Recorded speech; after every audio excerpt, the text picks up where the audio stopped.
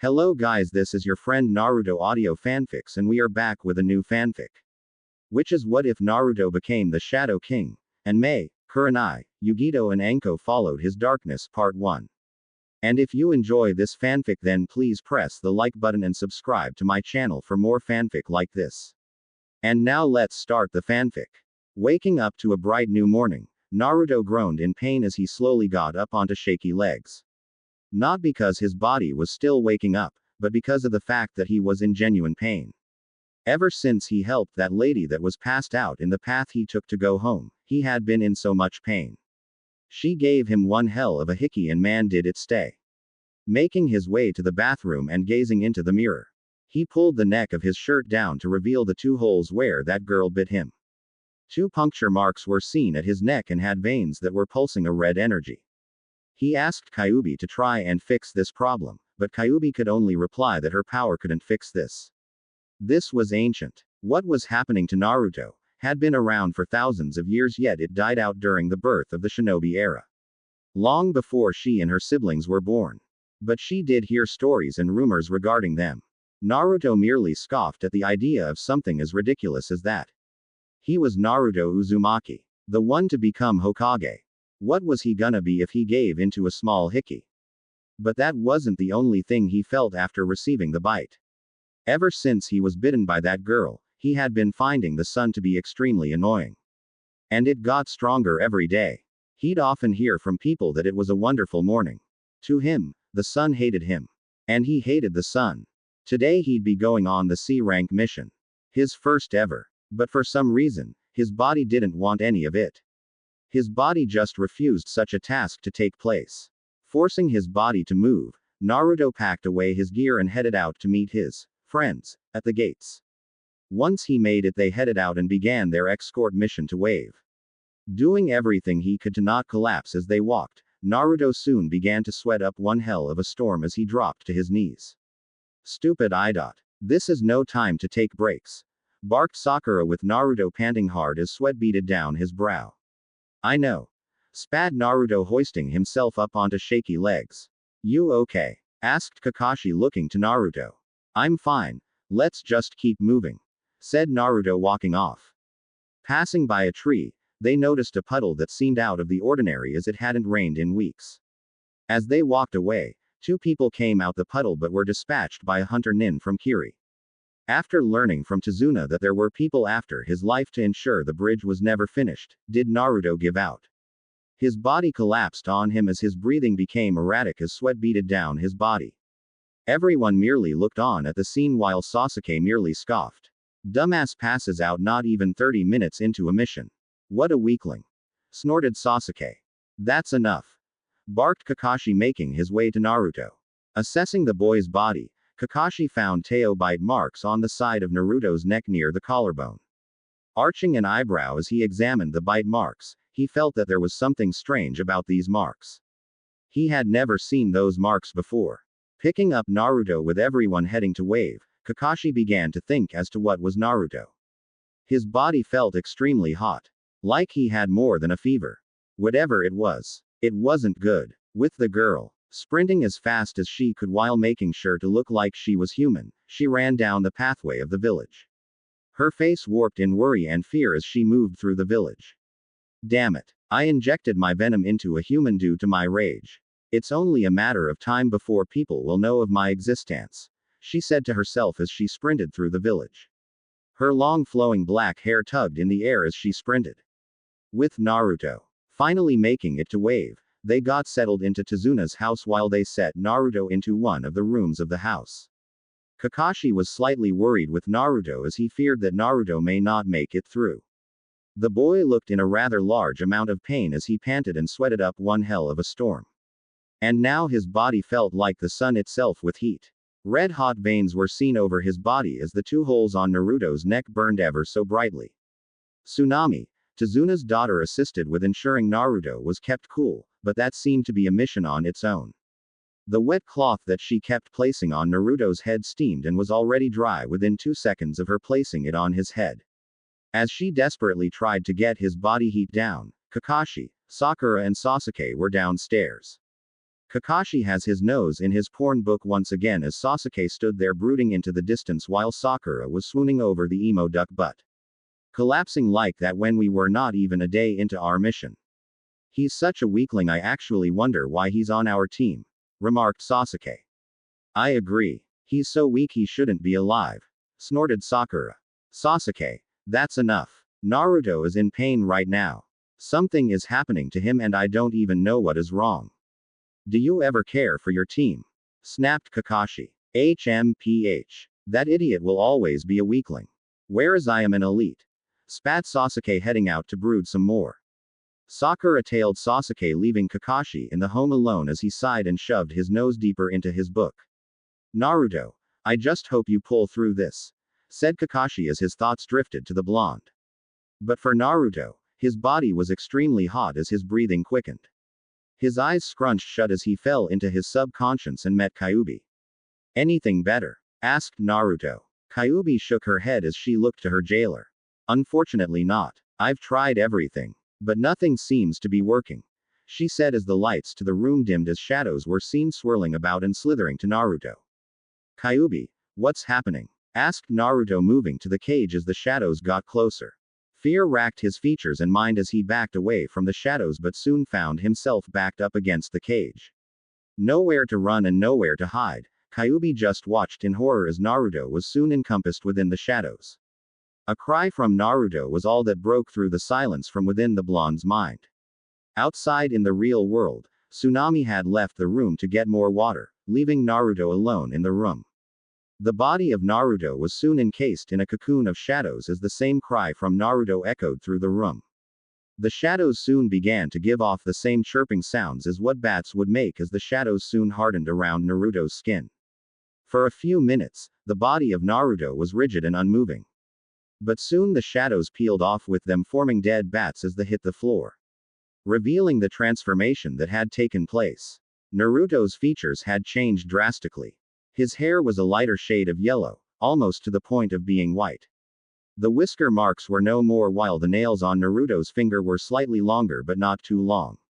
But the real change was the two objects jutting out of Naruto's mouth. Tsunami was alerted to the sounds of Naruto's screams as well as Kakashi. Both of them ran into the room to find Naruto now sitting on the bed while looking at his body while the dead bats littered the ground. Naruto, are you okay? Asked Kakashi, making the boy look to his sensei. His eyes were no longer blue with life, but a dangerous scarlet red with a slit in them. I'm feeling fine, why do you ask? Asked Naruto, getting up. But when the sun hit him, they watched as Naruto's skin began to burn away. Flakes of skin peeled off his body as Naruto cried in pain and shot away from the window. This only surprised them more as Naruto moved with incredible speed. So fast that it looked like he teleported. But for Naruto, it seemed like a simple move. Looking to the two in the room, Naruto raised an eyebrow as his skin repaired itself. What? He asked. How did you do that? You moved so fast, stated Tsunami. I just moved away from the window. What of it? Asked Naruto. Naruto, are you sure you're okay? Is the Kyuubi taking over? Asked Kakashi. No, she's not, barked Naruto. You may feel fine after some dinner. Soup is for dinner, said Tsunami, heading off. Thanks. I'm so hungry I could eat anything, said Naruto as his stomach growled. Making his way into the bathroom of the house, Naruto looked into the mirror and looked at his features. What he saw was beyond him. His hair was more different, his eyes were a dangerous color of red while his canines were enlarged to the point of slightly sticking out. His nails were now claws and his skin was as pale as the snow. What was this? But as he ran the water, a rather sweet smell invaded his senses. It smelt like roses and chocolate. It smelt so delicious, so pure. Closing the tap and following his nose, he found Tsunami standing there while her finger was in her mouth as blood dropped from the wound while a small bit of blood was seen on the knife. Naruto's eyes were locked on the knife, as Tsunami smiled to Naruto. I'm okay, she said. No problem, said Naruto as he looked on. This couldn't be where that smell was coming from, right? Thinking it was nothing, Naruto headed back up to wash up for dinner, but his mind soon drifted back to the blood on the knife. It seemed so alluring, tickling his senses as much as possible while the smell drove him wild. His stomach soon growled as he groaned. Man, I'm so hungry, said Naruto, placing his hands on his gut. When dinner finally rolled around, everyone sat at the table as Tsunami dished up for them. Naruto noticed that Tsunami had a plaster on her finger from the wound she had. When the food was laid before Naruto, he gave a helping hand of the delicious scent. But for some reason, when the smells flooded his nostrils, he felt like he wanted to throw up then and there. I smelt horrendous, like someone mixed in some old sweaty socks and served it to him. He could even feel it coming up. Keeping it down, he scooped up some soup on his spoon and shoved it in his mouth. That completely threw him for me as he excused himself from the table and sprinted to the toilet. Emptying out his stomach of the horrendous taste, Naruto gained a face of confusion. Everyone else seemed to enjoy the food and ask for seconds, while he couldn't even manage a single spoon of the stuff. Was he still feeling ill? No, he couldn't be. He felt fine. Apart from the feeling of having his skin burn and him in pain from being in the sun, he was feeling like $1,000,000. So what was wrong with him? Making his way to the table and excusing himself, Naruto made his way out the house and into a forest area where he could be alone for a bit. And hopefully think as to what was wrong with him. Stopping once he was deep in the forest, Naruto dropped to his knees and began to cough. Looking to his hand, he found a few bits of carrot and spinach on his hand. Just looking at it drove him to sickness. And once more his stomach growled rather loudly. Man, I'm so hungry. But for what? He asked to no one. But as he began to think, a massive surge of pain hit his body. His gut soon began to glow rather brightly as he gritted his teeth from the pain he was experiencing. He watched as a pure orange orb floated out from his gut and formed a woman who looked to be in her late 20s. Black flowing hair flowed down her head and stopped at her shoulders. 2 black fox ears on her head and 9 white tails were seen behind her. Her outfit looked to be that of a kimono but was kept in a rather revealing look. And man, did it reveal a lot. Perfect, gravity-defying DD cup and long shapely legs that seemed to go on forever. Her face was heart-shaped and on her lips was some red lipstick. Who are you? Asked Naruto. I'm rather hurt. I'm Kyuubi, she stated. Wait, is that really you? Asked Naruto with Kyuubi nodding. This is my human form. How I'm outside like this must be because of your new power rejecting me. So it pushed me out. But you may call me Ari. Purred Kyuubi, taking in the man before her. Do you know what's wrong with me? Why I can't eat that food? Asked Naruto, sitting on his haunches. I think I do know what's wrong with you. From the stories I've learnt, from the past and all. It seems you've become a beast of the night. Nosferatu. Or vampire. Replied Ari with Naruto raising an eyebrow. How is that possible? I can't be a vampire. Stated Naruto with Ari grabbing some bark and cutting her wrist with it. Naruto's eyes locked with the red liquid flowing from Ari's wrist. And once again, he smelt the delicious scent. But instead of it smelling like roses and chocolate, it smelled more like lavender. The smell was all too intoxicating for Naruto to handle as his eyes soon began to glow. Ari noticed this and used her healing to repair the wound. Instantly, Naruto returned to normal, but his hunger still remained as she heard his stomach growl. This definitely proves it. You're a vampire. And what is happening with you is because you hunger for blood, stated Ari. I'm so hungry, said Naruto, gritting his teeth. Ari merely smiled as she looked to the blood-starved vampire. She used the bark shard and cut her wrist once more and once more. Naruto's eyes began to glow red as he licked his lips inconscientiously. I'll make a contract with you. Right here, right now, said Ari as Naruto looked to her. For my blood, you must be willing to subjugate yourself and become mine. I know that what I'm saying may come as a shock, but I need a mate. Demons tend to mate for life, and I have yet to find my mate. And with mating season coming around the corner for me doesn't help much. Become my mate, and I will give you my blood. Naruto thought it over. He was so hungry, and ever since Ari cut herself with that bark, Naruto felt the urge to feed. Something about that red liquid was all too much for him to handle. Here was Ari, the 9-tailed Biju, offering him her blood, but only if he was willing to become her mate. It seemed rather strange for a contract. But right now, the only thing on his mind was to feed. I accept the contract, said Naruto with Ari smiling as she walked over to him with a sway in her hips. Kneeling down, she held out her wrist for Naruto. Then drink, my love. Drink and fulfill our contract, she said. Naruto took Ari's hand and sunk his teeth into her skin. Ari winced in pain at the feeling of having Naruto's enlarged canines enter her flesh. Naruto then began to suck. The blood that entered his mouth and flowed past his throat was so enriching, it was amazing. His senses felt so alive as he felt his hunger become no more. Grabbing her wrist more tighter than ever as he soon looked to be getting rather greedy. Ari soon pulled her wrist away from the young vampire and healed the wound while Naruto stared on in ecstasy as he savored the taste of Ari's blood. A small trail of Ari's blood flowed down the side of his mouth, but that was no longer seen as Naruto licked the trail. His eyes changing from a dangerous red back to a warm blue.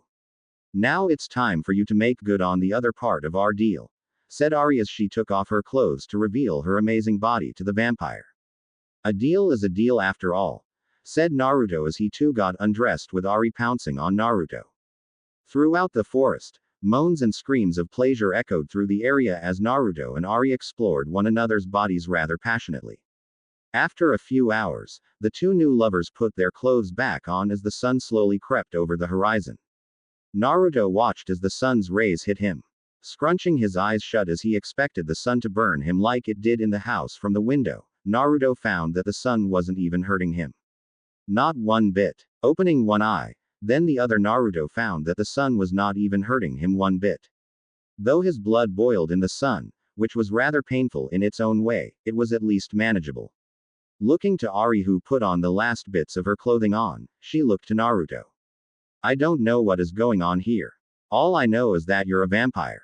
Maybe if you track down the one who gave you that hickey, you can find out what it means to be a vampire, she said with Naruto nodding his head. I think that would be best, said Naruto as the two of them walked back to the house, only to find a large blanket of mist blanketing the entire area. What the hell? Asked Naruto looking about. My love, I feel a strong sense of hatred and chakra in that area, said Ari pointing to the unfinished bridge. Then that's where we're going, said Naruto as they sprinted. But as they sprinted to the rest of the team, Naruto found himself dispersing into a torrent of bats and reappearing some few feet ahead of Ari. Looking about as he tried to figure out what just happened to him, he began to concentrate. And sure enough, his body broke up into hundreds of bats and reappeared a few more feet away. This could come in handy, said Naruto as he dispersed into bats again and sped to his team with Ari sprinting alongside the bats that was her lover. Reappearing as the bats took on the form of Naruto, Naruto looked on as he spotted an ice dome-like prison, Sakura protecting Tazuna and Kakashi engaging with an enemy nin with a giant sword. Looking to Ari, he nodded and vanished in a vortex of bats and went in to help Sasuke, which would possibly be the last time. Even though Naruto had just fed, he felt that Sasuke would end up as a corpse by the time he was done with him. Appearing before Sasuke in a vortex of bats, he watched on as Sasuke stood there, shell-shocked at what Naruto had just done. Turning to the many faces in the mirrors, Naruto glared at the person. He was even more pissed off when he saw it was the same hunter nin. As his rage began to surge through the roof, so did an unholy energy. Black mist and vapor flowed off his body as he glared at the hunter nin with hatred. Licking his fangs as he slowly stepped forward to the mirrors. Your blood had better taste as good as Ares, chirped Naruto as he charged forward. So fast, said Sasuke as he looked to see that Naruto moved so fast it looked like he teleported. The mirror shattered into millions of pieces as the mirrors threw needles at Naruto. All connected to Naruto as they punctured his skin, but what happened only became more than what the hunter nin feared. The needles were slowly pulled out of Naruto's skin by themselves and were shattered in the air. Slowly looking to the hunter nin as Naruto's eyes turned red with hate. The hunter nin soon found the cage it had created getting extremely hot as the one above shattered into pieces once more. Spotting something on the one image, Naruto found that the clothing was slightly burnt. No doubt from Sasuke's fire jutsu. But his train of thought was brought out when a needle was sent into his arm. Finding the needle there, Naruto pulled it out but soon found that his blood was flowing away from the wound and into his hand. Seeing his blood form a small ball, Naruto got an idea. Thrusting out his hand after it back, he watched as the blood was launched with accuracy and destroyed the mirror. Incredible, said Naruto as he gathered up more blood and fired them at the mirrors. The hunter nin watched as Naruto destroyed each and every one of its mirrors. With the mirror it was hiding in being the only one left, Naruto charged full force to the mirror. The hunter nin got out just in time as the mirror was shattered into a million pieces like all the others. Turning to Naruto only to be grabbed by the throat and lifted up, the mask soon fell to find that the hunter was a girl. Well, well, well. What an amazing face you have, my dear. Hope your blood tastes as nice as you look, said Naruto, opening his mouth to drink from the person's neck. I'm actually a guy, you, chirped the nin. Come again, said Naruto, stopping himself. I'm a boy, even though I look like a girl, barked the nin. What is your name? Asked Naruto. Haku, said the nin. Well, you are Toby my lunch now. I promise, this won't hurt at all, said Naruto as he brought his fangs close to her neck. But was stopped once again by Haku going through his tragic backstory of his life. Naruto really hated the whole history lesson. To him, this girl was just stalling to not become lunch, but that was when he was reminded by what he went through growing up. How he lost everything and how he never seemed to find anyone that cared for him. Slowly putting him down and calming his desires, Naruto lowered his head. I see. Then, why don't you come live in Konoha? I'm sure we can place you under supervision. After that you could get enrolled there, said Naruto. I don't know. Regarding Zabuza, he may decline the offer, said Haku as Naruto soon smelt blood once more.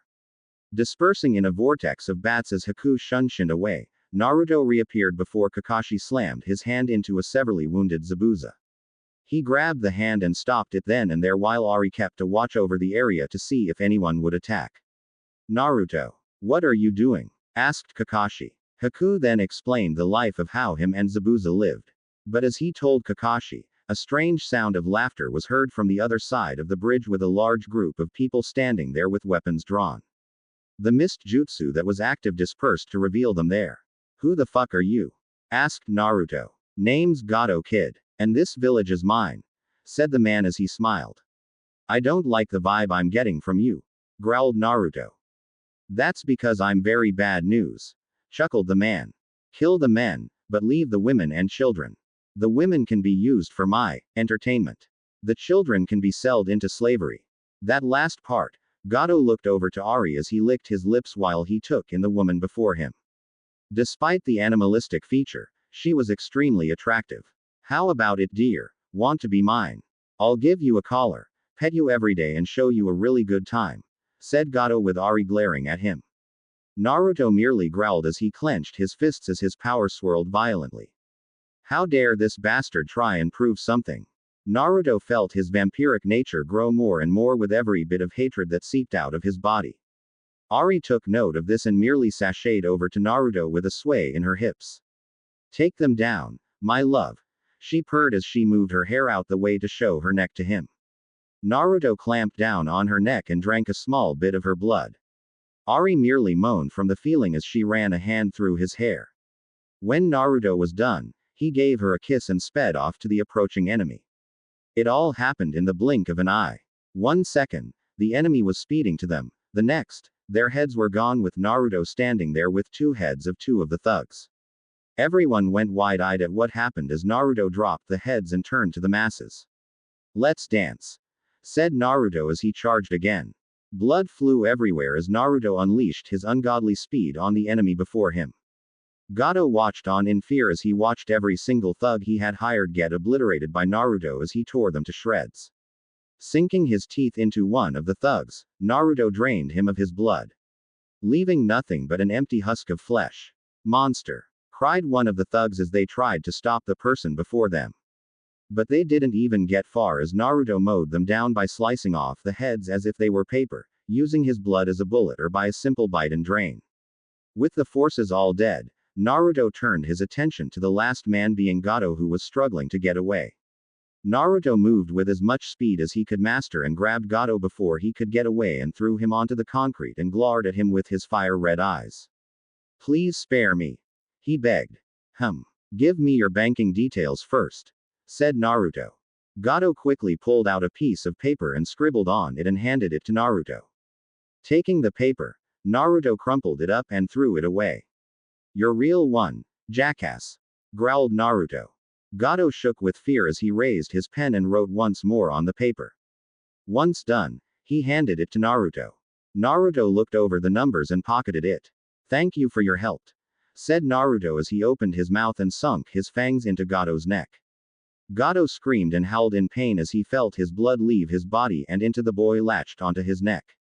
He fought back by kicking and punching Naruto, but Naruto kept his mouth secured to the man's neck similar to that of a pit bull with someone's arm in its mouth.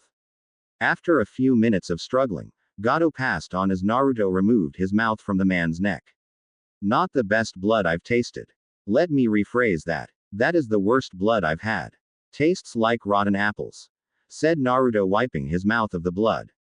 Getting up and heading to his team, they headed back to Tazuna's house to rest up for a bit, with Zabuza falling onto the couch and Haku thanking Naruto and going out to help Tsunami with anything. But as they sat around, Sasuke took in Ari before him. To him, she was everything he ever wanted. A woman with one hell of a rocking body. Walking over to the demon, he got her attention. Can I help you? Hissed Ari. Why not be mine? Stated Sasuke. Try again. I'm already mated to another, said Ari before latching onto Naruto's arm. It wasn't a request. It was an order. You now get on your knees and begin your job, said Sasuke, only to find his arm broken by Naruto. Leave my mate alone, you bastard, or I will kill you, growled Naruto. This isn't over yet, growled Sasuke, walking away while holding his broken arm.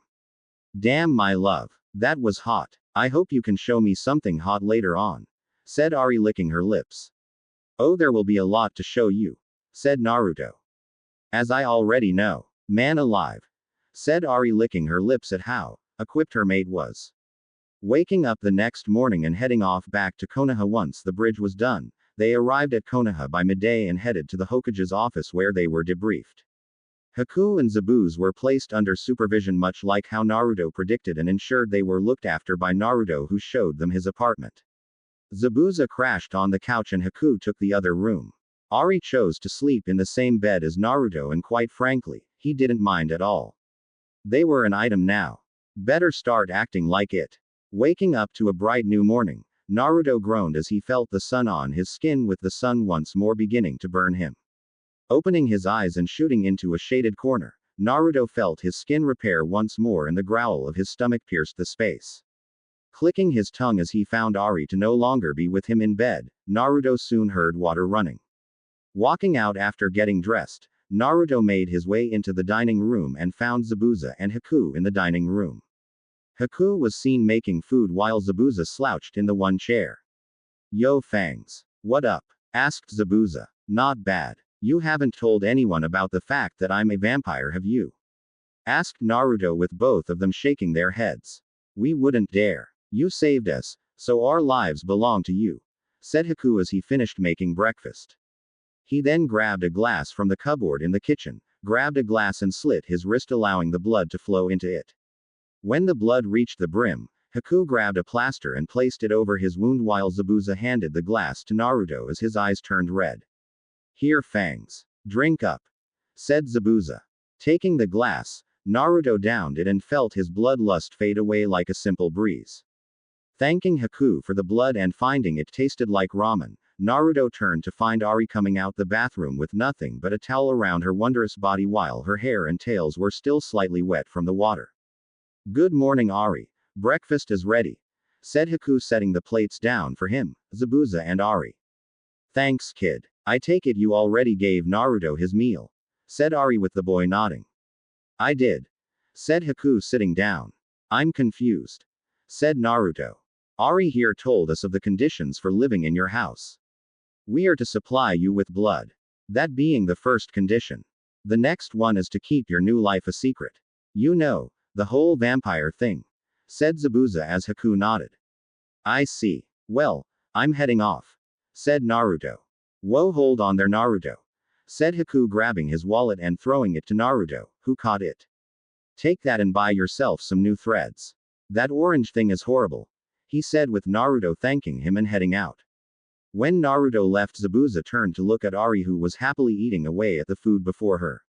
You know, as much as I enjoy staying with you, But can you tone down your little sessions down? Asked Zabuza with Ari looking to him. Well, there is still more to come, said Ari as she continued eating. Naruto walked down the roads of Konoha. Despite being in broad daylight and his blood boiling so much, he found that everything was more different. He got looks that were not of hate, but of curiosity. But as he moved along the road, his nose picked up something. It smelled like lavenders. It wasn't the smell of blood, this was something else. Quickly darting his head to the side, he spotted some blue hair dart back behind cover. I'm being followed, stated Naruto to himself as he kept moving. Arriving at a store, Naruto bought some new clothes that were sold to him at a 50% discount due to the owner being number 1, a girl. And number 2, she said he is really cute. Guess his new look was doing its job. What he bought and wore out the store was a plain white short-sleeved shirt, black baggy pants, some combat boots, shin guards, black fingerless gloves, 2 rings with a small needle that could be flicked out, 1 for each middle finger, and a long-sleeved black hooded trench coat. This would help him in the sun. He just prayed that he'd never have to feel that damn thing in the sky anymore now that he had covered up nicely. Making his way to a training spot, he began to concentrate. After that fight he had at Wave, he felt that there was more to his powers. Seeing that he could no longer feel his chakra but this strange new power, he wondered if there was more to it. Starting out small by using that bat thing he did, he vanished in a torrent of bats and reappeared some feet away with the bats coming together to form him. Getting the hang of it a few more times, Naruto found the concept to be rather easy. He had it to the point where he just needed to think of it and voila. Instant bat travel. He named the ability Bats. It was rather cliché seeing that he could vanish and reappear through bats, but it seemed fine for a name. But as he practiced with his new powers, he heard a branch break and Naruto instantly vanished. Appearing behind the one who broke the branch, Naruto glared daggers at who it was, but dismissed it when he saw it was Hinata. You saw me, didn't you? Said Naruto with Hinata stumbling back a bit. I'm as sorry. She stuttered. You saw of what I can do. I'm sorry, but you're gonna have to die now, said Naruto as he opened his mouth with his eyes turning red. Hinata stood scared beyond measure as she looked at the fangs that protruded out Naruto's mouth. But for some reason, they didn't scare her that much. But one word from her stopped Naruto altogether. Pretty, she said, making Naruto close his mouth. Pretty. I'm a monster of the night. How is this pretty? Barked Naruto. I don't know. Other than the fact that you're pretty. Everyone is beautiful in their own right, said Hinata with Naruto dropping to his haunches. You're a peculiar one, aren't you? You're not afraid of me then? Asked Naruto with Hinata shaking her head. I read stories with supernatural being in it. This is nothing, said Hinata with Naruto raising an eyebrow. Well, this is new. So, do you even know what I am? Asked Naruto as Hinata nodded her head. A vampire, I think, she said. Well, news flash. I am a vampire, stated Naruto with Hinata moving the neck of her jacket away to reveal her smooth unblemished skin to the man she was crushing on. Are you feeling hungry? She asked. You're taking this surprisingly well. But I could use a snack, said Naruto as he looked at Hinata's neck and saw the vein through her skin. Well, take some, she said. Naruto held onto Hinata and with great care, bit down on her neck, making her bite her lower lip from the painful feeling. She soon began to moan from the feeling as Naruto began to suck on her blood. Naruto found Hinata's taste of blood to be rather exotic. It tasted like strawberries and cream. This was incredible. Gripping her tighter as he began to suck harder, Hinata felt more in pain as Naruto latched onto her more tighter. Tears soon flowed down her cheeks as the pain got to her. Tapping Naruto on the head, she felt his teeth leave her neck and him shooting away. I'm sorry. I didn't mean to hurt you, said Naruto with Hinata walking over to the vampire, wiping the tears from her eyes. Laying a hand on his shoulder, he knelt down to him and smiled to him. It's not a problem. If you ever need to feed, just ask me. But please be careful next time, said Hinata with Naruto looking to her as his eyes turned back to normal. I promise, said Naruto with Hinata smiling to him. Getting up and thanking her for the snack, Naruto headed away and found his team waiting at the bridge. Kakashi had somethings to discuss regarding something. Arriving there he found that Kakashi was late, again. Waiting for a bit while he looked at the clouds, Naruto's mind began to trace back to how he became like this. It hadn't been 3 days since he became a vampire. He had learned quite a bit with regards to his powers, but there was still more to learn. But as they waited, Sasuke walked over to the young vampire with Naruto's eyes locking with Sasuke. What? Hissed Naruto. Give me it. Demanded Sasuke. Give you what? Asked Naruto, not liking his attitude. Your power. And that woman. Give me them. I deserve it. Barked Sasuke. Nice try. But I can't make such a thing happen. Said Naruto, looking away. I'm an elite. A living legend. Give me what belongs to me. Demanded Sasuke, only to find himself slammed against the railing with Naruto's hand around his throat. What part of, I can't give you it because it was mine to begin with?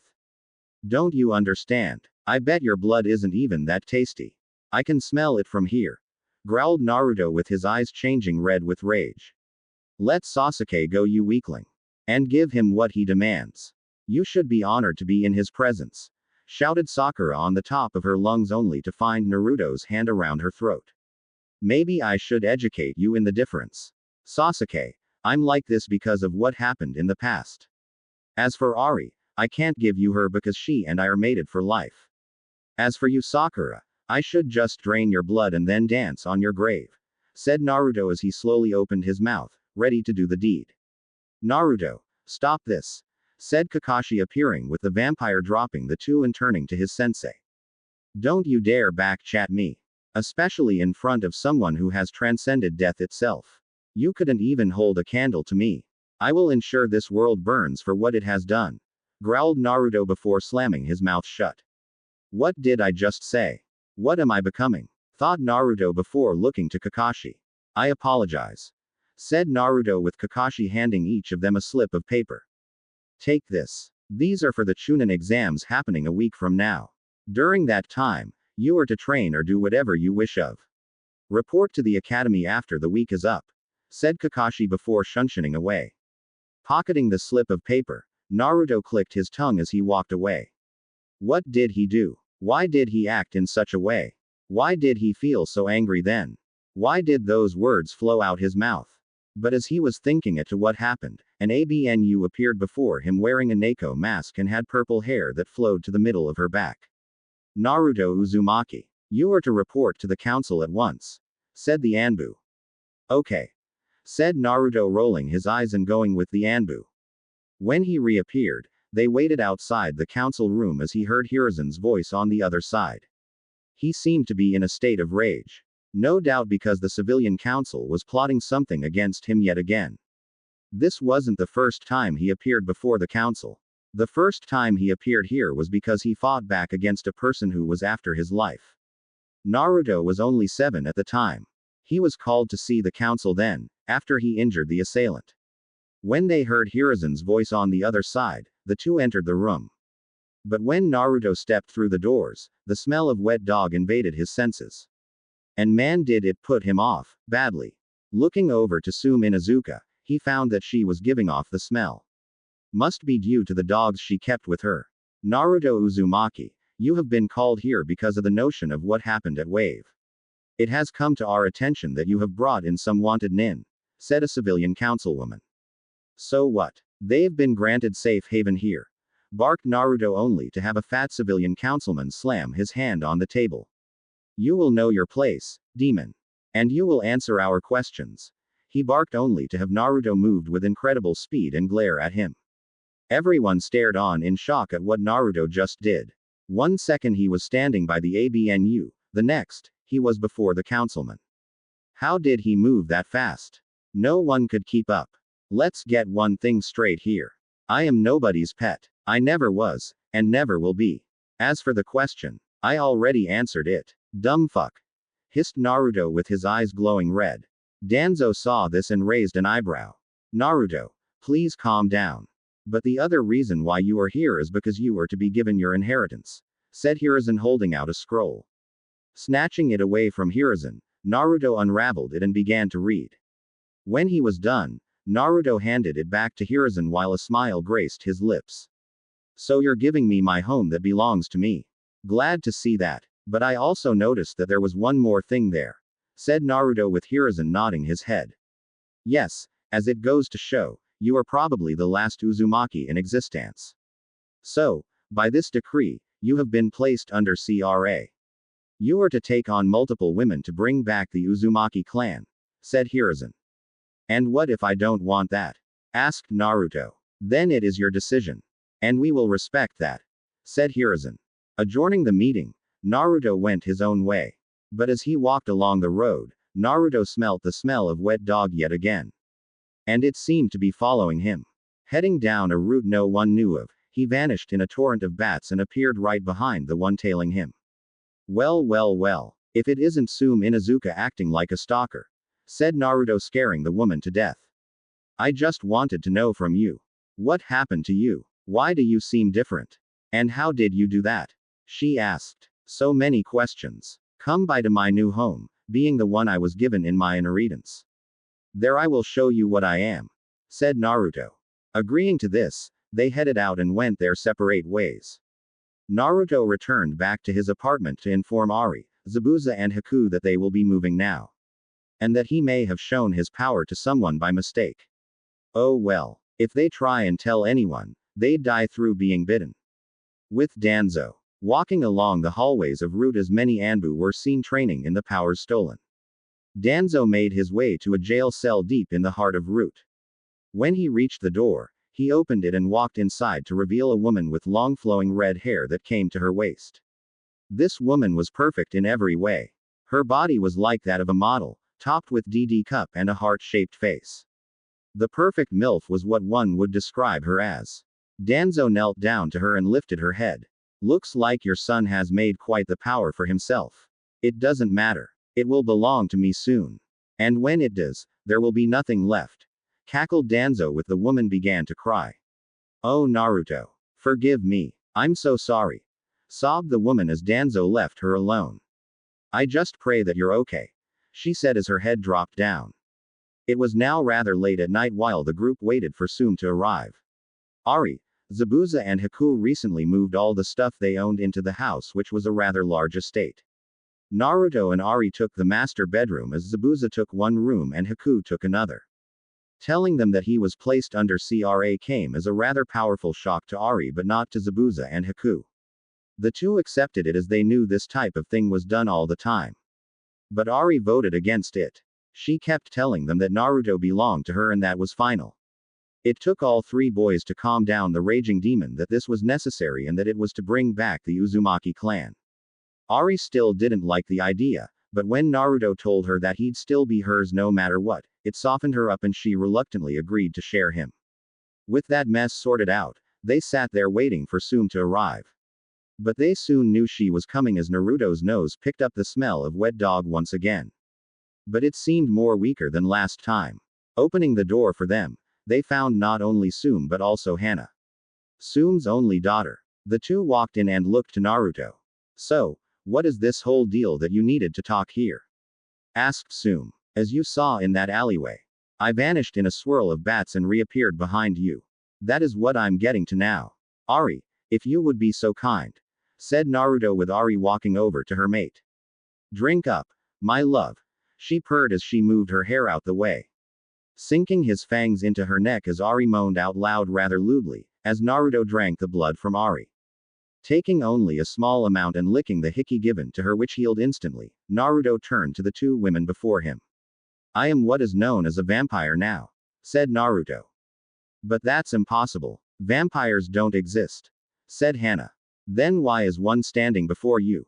Asked Naruto as he moved with speed faster than the human eye could register and stood before the Inuzuka. How did you do that? Asked Sume. Due to my transformation into a vampire. I've gained incredible power beyond human means. I can no longer use chakra but have gained something called blood magic as an alternative. I still retain my bloodline as an Uzumaki though, said Naruto as he showed them his fangs. Even if you are a vampire, shouldn't the sun hurt you? Asked Sume with Naruto shrugging his shoulders. The sun is a bastard, I'll say that much. But it is manageable once I'm fed. The sun hurts me the more I don't feed, said Naruto remembering how the sun burned him when he became a vampire. So, what do you know of this power you have? Asked Sume. Not much, I'm afraid. All I know is that I can use my blood as a weapon and that I'm insanely powerful and strong, replied Naruto with Sume nodding her head. Well, the reason I'm here is also to do with you being on CRA. I've had a long talk with my daughter here and she has agreed to be one of your wives. We don't aim to gain you as a powerhouse. We just wish to help you, said Sume. Is that it? Queried Ari, clearly picking up something from her. Yup, that's it, said Sume, only to have Ari snort at her statement. Judging by your pheromones, you want something else, said Ari, with Hana going wide-eyed and turning to her mother. Is that true? Asked Hana, with Sume blushing as her only means of answering. It is true. You do want something else, added Hana. More like someone else, said Ari as she paid careful attention to Sume, finding that her eyes were darting to Naruto as her hands fidgeted with one another. Instantly, Ari knew what was going on as a wicked smile graced her lips. Oh, Sume, you naughty girl, said Ari as everyone turned and looked at her. What? Asked Zabuza. Sume here likes her men younger than her. Oh, you bad girl, said Ari as she walked over to Sume. So, you have a crush on Naruto, it seems, she whispered into the Izunuka matriarch's ear, only to make Sume blush harder. Yes, she replied in a whisper as Ari looked at her. Seeing that Naruto is to bring back the Uzumaki clan, I have no reason to not share him. It took some convincing, but I am going to offer you this. I'm offering you a chance to sleep with him. But only when you want to, said Ari as Sume blushed and thanked her. With Hana now staying with the vampire, Naruto got down to business with her in discussing what to do now that she was living here. Rule 1. Began Naruto, holding up a finger. Quote. Under no circumstances are you to tell anyone that I am a vampire. Should anyone find out, I will be forced to kill you and the one you told. Understood, said Hana, with Naruto raising another finger. And Rule 2. Should I ever feel the urge, you are to provide me with blood. I am a vampire after all. And I must feed now and then, finished Naruto. Those terms are acceptable. I agree with those conditions, said Hana. Excellent. Now make yourself at home, said Naruto, with them going about their day in the house. Seeing that it was now late at night, they retired to their rooms and went to sleep. Ari and Naruto slept together in the same bed. When morning rolled around, Naruto found Ari not with him but rather a pleasant smell. But then he heard some soft voices outside his door. It was Ari and Hana. Soon the door opened to show Hana in nothing but her bra and panties that were rather lacy and were a nice color of black. You hungry? She asked, with Naruto getting out of bed. I'm guessing this was Ari's idea, said Naruto, with Hana nodding her head. It was. She said I should make you nice and excited then let you have some blood, said Hana as she squirmed. Relax. I'm not going to force you into anything. Though I am getting a bit hungry, said Naruto, smiling to reveal his fangs. Will you please be gentle? I never done this before, asked Hana as she blushed rather hard. I promise, said Naruto as he walked over to Hana and pulled her close to him.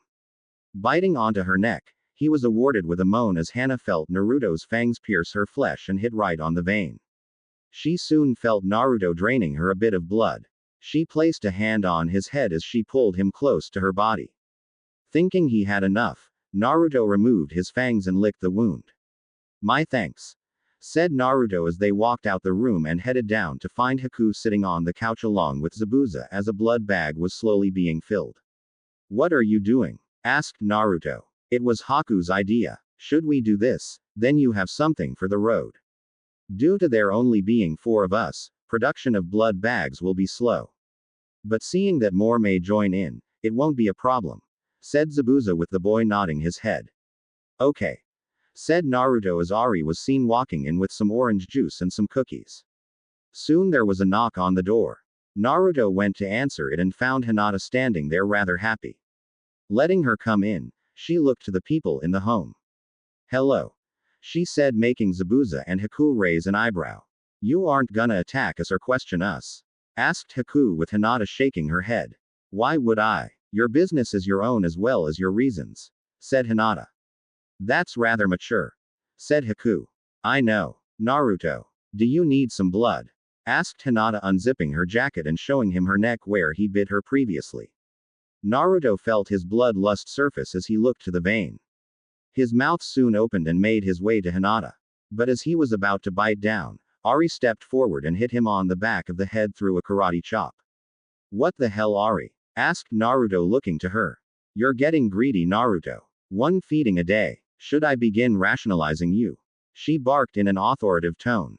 I'll behave, said Naruto. I went to your apartment and found it empty. When I went to the Hokage's office, he told me that you moved here, said Hinata with Naruto scratching the back of his head. Yeah, sorry about. I wanted to tell you, said Naruto with Hinata shaking his head as she zipped up her jacket. It's fine. As long as you're happy, said Hinata with them heading out. Check you guys later, called Naruto as he closed the door. Such a nice girl, said Zabuza. That's Hinata Hyuga. Had a major crush on Naruto since he helped her one day. It's nice to see that she's taken a step closer to being forward about her feelings, replied Ari. It had been a week since Hana joined the group and began providing blood to the young vampire to prevent him from going out of control from a lack of blood. With Hinata helping where she could by either letting Naruto feed directly from her, but also donating blood for the vampire through blood packs. Naruto had also learnt that when he feeds, he gains a specific power from the person's blood.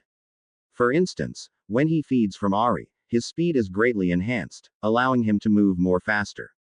This speed was also fast enough for Naruto to break the sound barrier. Drinking blood from Haku from a blood bag or glass, Naruto is able to use cherry blossoms to attack people and even create a shield of ice around him. With Zabuza's blood, Naruto is able to create a demonic variant of Zabuza's mist.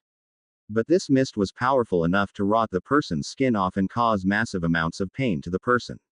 Hana's blood allowed Naruto's sense of smell to be heightened beyond compare. Whereas with Hinata's blood, Naruto found he could see further than ever before and see the souls of any person he looks at. But now it was time for the Chunin exams and Naruto was making his way to the exam venue. There he spotted his teammates and they made their way to the venue. Once they were inside, they began to talk with one another. Naruto made his way to Hinata with the two of them having a rather enjoyable talk.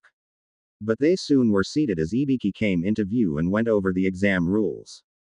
Naruto looked all over the place and found that there were many Junins sitting at the sides of the room while they held clipboards. Learning from Ibiki that these people would be seeing if they cheated or not, they got the test underway. Hinata quickly grabbed something under her and gave it to Naruto. Looking under him, he found a blood bag. Looking to Hinata, he watched as she nodded her head and carried on with her test. Lowering his head to look like he was sleeping, Naruto drank the blood. Feeling his blood lust that was never there leave, he felt his power stir. But what happened next was something unexpected. Naruto collapsed on the desk and found himself outside his body. The room looked to be in a slow-moving state as the genin all wrote their answers. The entire area around him was red while the people were all black. Moving over to a few people, he recorded their answers and soon returned to his body. Returning to his body, Naruto wrote down the answers that he recorded. Looking around to find that he wasn't caught at all, Naruto used the ability once again. This sure as hell was fun to use. With this, he could scout around the area and find any form of ambushes. Using it, he found that he needed the answers for the last few questions. Looking to Hinata in the corner of his eye, he nodded to her and she leaned back. Using his ability, Hinata watched as Naruto's body dropped onto the table. Finding no form of breathing coming from his body, she soon felt a hand on her shoulder. Of course, this made her get the biggest fright of her life as she activated her Byakugan then and there. Finding an outline of Naruto in his field of vision, she let him read her answers and then watched as the outline of him vanish and Naruto's body move again and write down the answers recorded. She had to ask him what he just did when they leave the exam room. With the time running out, they got the final question underway. Alright maggots. The final question is a rather hard one. If you wish to not take it, by all means, leave. But know that if one leaves, the team goes along with you, said Ibiki in a rather dark tone. Naruto merely smirked as he propped his feet up and leaned back in his seat. That type of scare tactic wasn't going to even work on him. He was after all a vampire. A creature of the night that could bring the darkest dreams down upon you. This was nothing to him. Slowly but surely, people got up and walked out the room. Naruto scoffed at this. Such cowards. After a few minutes, Ibiki told them that they all passed and that they were to move on to the next stage of the exam. Just as they were about to continue, a black blur shot out of nowhere with the black thing unraveling to reveal a banner with Anko standing before the. All right, you worms. Anko, the woman in all of Konoha is here, said Anko as Ibiki peered from behind the banner. You're early, Anko, said Ibiki with Anko looking to the group before her. You've gone soft, Ibiki.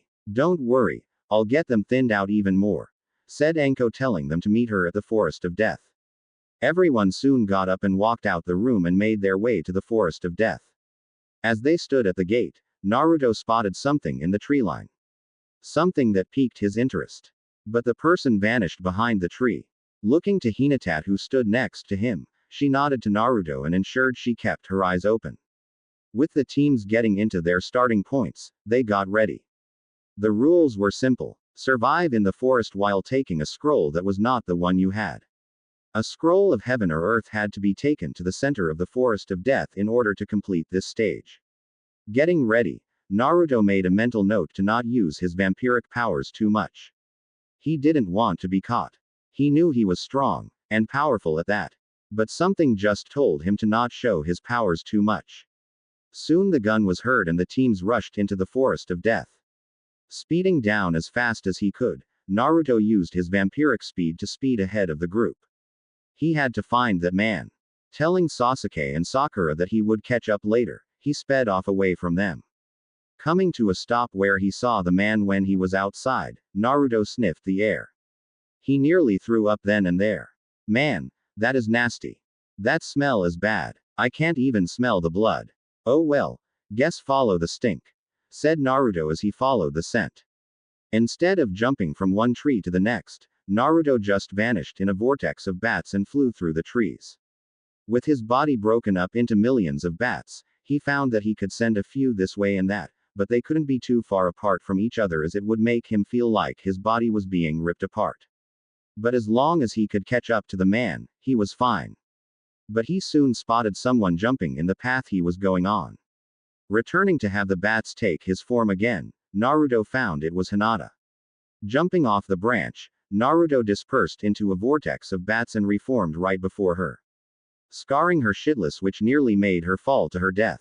If Naruto hadn't caught her, she'd be dead. Damn it, Naruto. Don't do that, hissed Hinata with Naruto smiling to her. Sorry about that, said Naruto as he held her close. I take it you brushed off your team when you entered, said Hinata with Naruto nodding.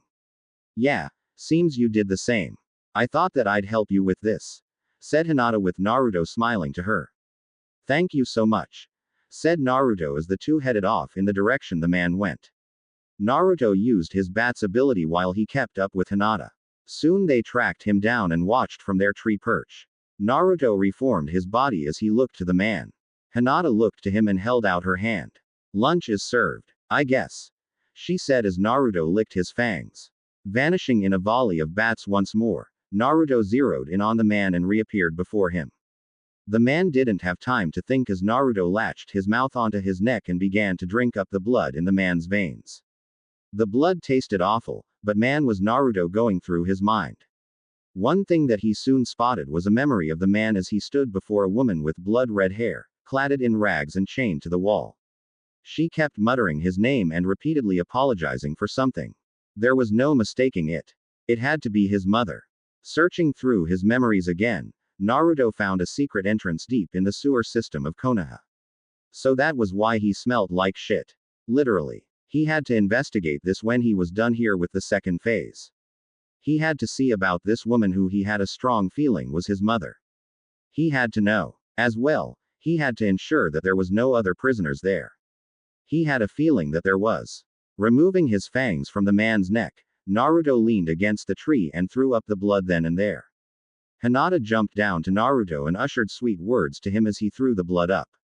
What did you see? She asked. A woman. I think she is my mother. She kept saying my name and kept apologizing. Not only that, but a secret entrance in the sewers of Konoha, said Naruto with Hinata nodding her head. I know you have to do this.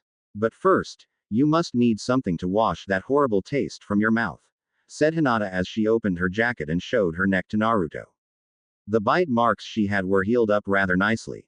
But that wasn't going to be the case her anymore as Naruto clamped his mouth onto Hinata's neck and began to drink from her. Keeping his mind focused on not causing pain to her, Naruto drank a nice helping of blood before removing his fangs from her neck and thanking her for the meal. Both of them went their separate ways to return to their teams. Naruto found them easily as he used his vampiric speed while Hinata tracked her team with her Byakugan. With the vampire that bit Naruto, the raven-haired beauty could be seen draining a victim of blood as she sat there in a dark alleyway of Konoha as she drained a person of his blood. This victim she easily seduced using her body. Seeing that she had a rocking body to begin with. Removing her fangs from the man's neck, she walked out and wiped away any traces that she was a vampire. Her red eyes dyed out to be a beautiful emerald green once more. As she walked about the streets of Konoha, she began to think on how she was going to keep that man's mouth shut. She did think about running away from the village, but stopped herself when she realized that she injected her venom into the man. Should it play out, her venom would kill the man easily. Her venom was quite potent. But if there was any slim chance that he would survive, then he'd become a nightlord vampire like she was. But that was such a rarity now. Plus, the more ethical way to turn someone was to give vampire blood to the person and them drink it. After that, kill the person and poof. Instant vampire. But seeing that should you give a human the blood of a vampire, the person becomes a lesser vampire when they turn. Making that vampire a subordinate to the one who turned him, her. But as she walked past some people, ignoring the lustful stares she got from them, she overheard a conversation. Hey, did you hear? Apparently the demon brat attacked a councilman, said a woman. Nah, I heard he moved so fast, he ripped him apart. No one could see his speed. Lord Hokage said it was so fast, the Sharingan may not even keep up, said another woman. I heard his eyes turned color from warm blue to demonic red when he lost his temper, said a woman. Ducking into an alleyway to think, the raven-haired vampire began to think. It was impossible. How was this even possible? Her venom was potent beyond compare. It should have killed him. She was certain of that. How was he still alive? But then it hit her. Oh fuck. She said as she sped away, hoping to track him down. If what they said is true, then I just created a nightlord vampire. A vampire who was on par with my own ranking and strength. This is bad. If he can't control this power, then the existence of the vampire will be gone for good, she said as she moved through the village to track him down. Finding his team hiding behind some bushes looking over some shinobi, Naruto reappeared in a vortex of bats before jumping down by them. What up? Asked Naruto, making them turn to him. Where were you? Barked Sakura. Had to take a shit. Lied Naruto. Whatever, we've found a team that has the scroll we need, said Sasuke looking over the bushes. But out of the blue, the people they were tracking attacked them. Or more like it was one person rather than three of them.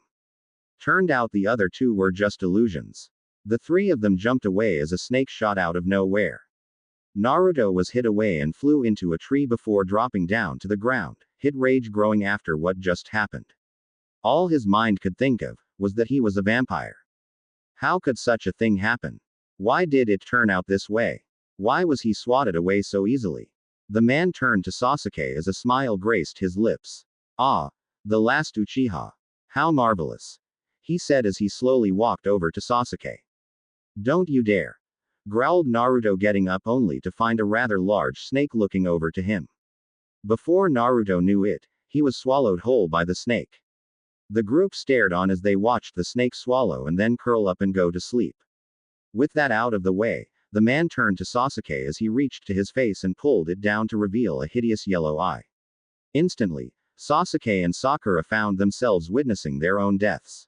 It was horrifying to say the least as they stood, petrified in fear. Unable to move. My name is Orochimaru, and I have a rather nice present for you, Sasuke.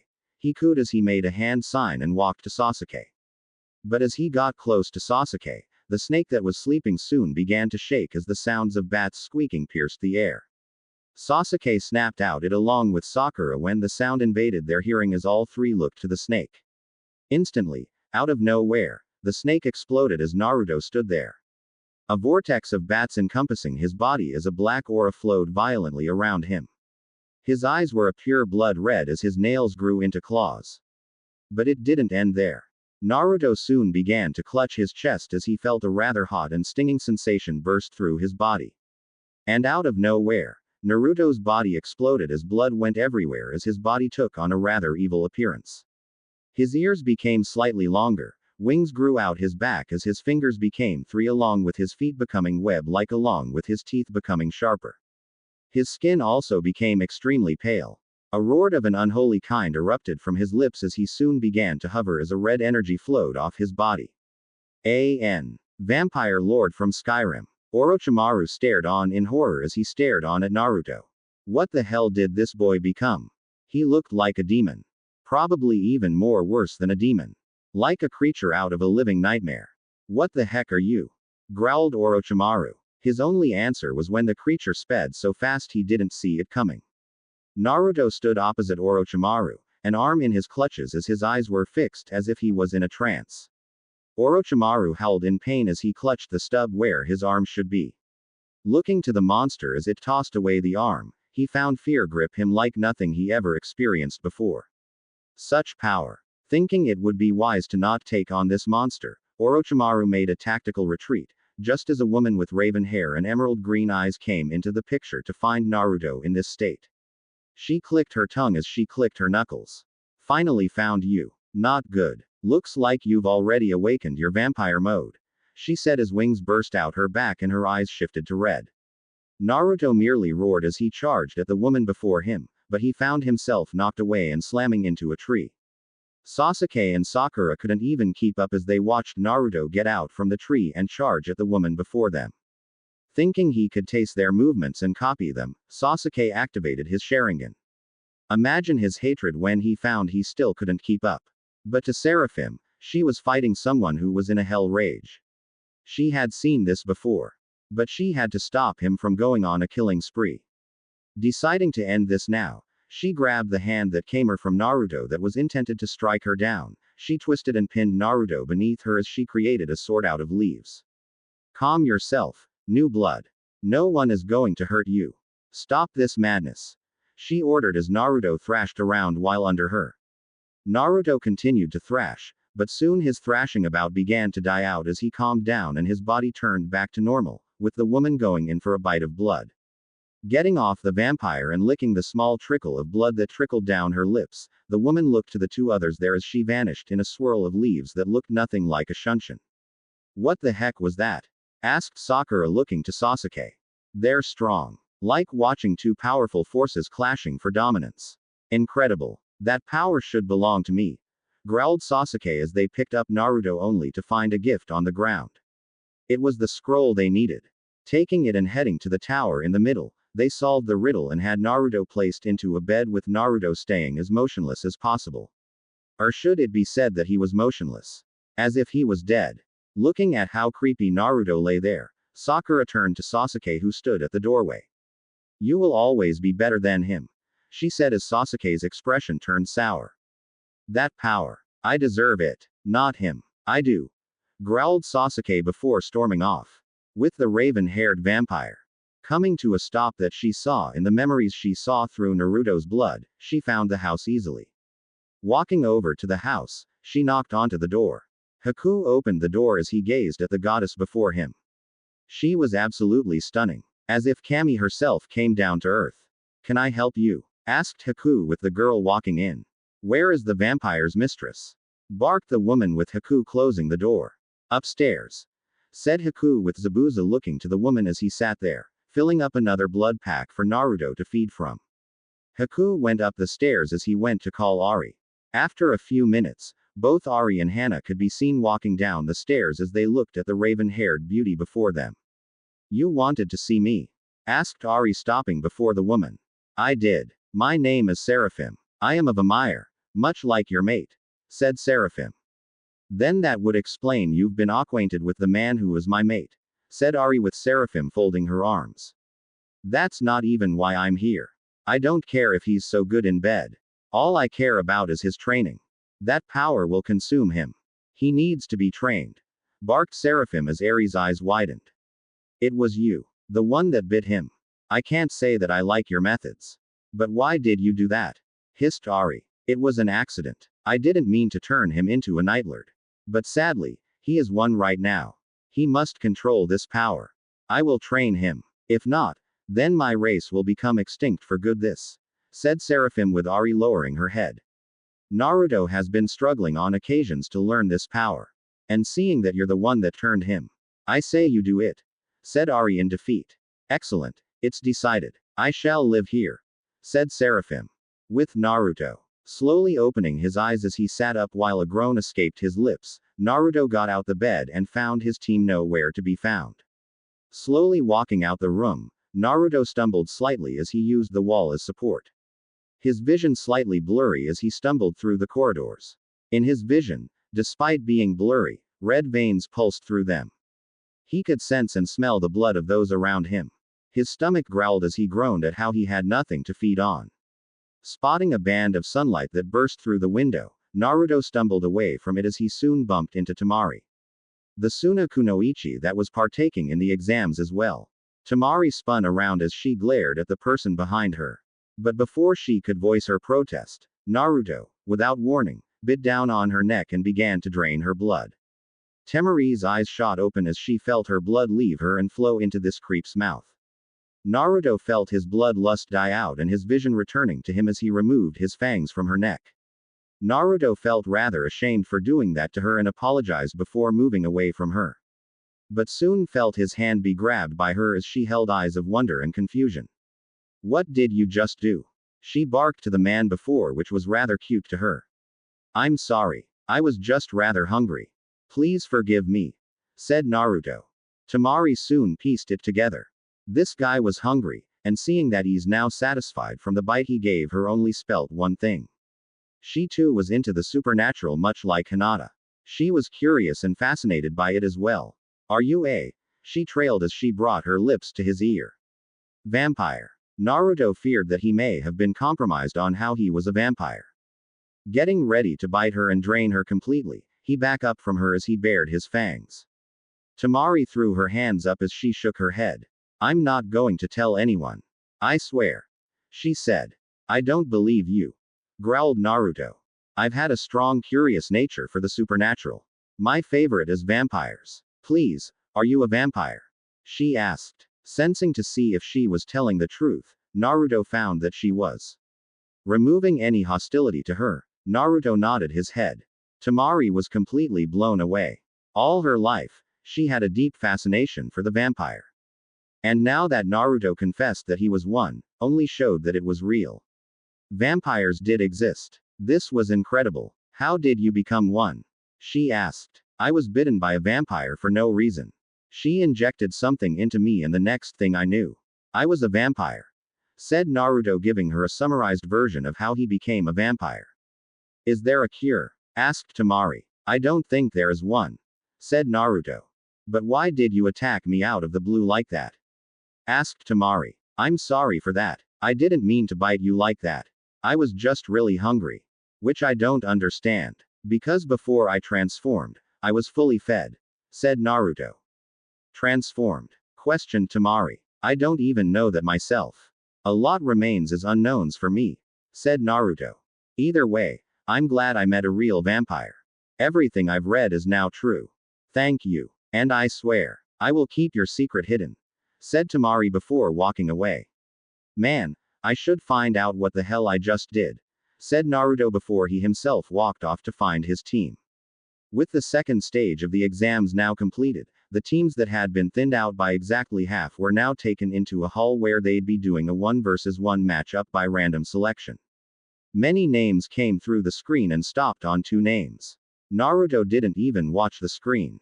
His mind was occupied on too much. For one, he clearly remembered he was fully fed thanks to Hinata giving him some blood when he killed that man after drinking his blood and throwing it up. But when he transformed, he was blood-starved when he turned back to normal. Then there was that raven-haired woman. She stopped him from going on a rampage. But what she did made him think. Sure, it was the same one that bit him, but there was something even more than that. He felt like there was a connection. Like there was a huge amount of information he was missing. Like a puzzle piece is missing preventing from this to be complete. And then there was the memory of that man he drained completely. That memory of that woman apologizing and calling his name. What the heck was going on here? His mind was so occupied that he failed to notice it was now into the fourth match already and he was facing up against Kiba. The Inuzuka jumped over the railing while Naruto merely walked down the stairs.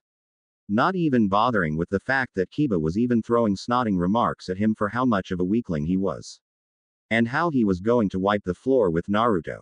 Naruto just scoffed at this statement as he imagined Kiba trying to take him down. Clearly Kiba didn't know anything about the power of a vampire.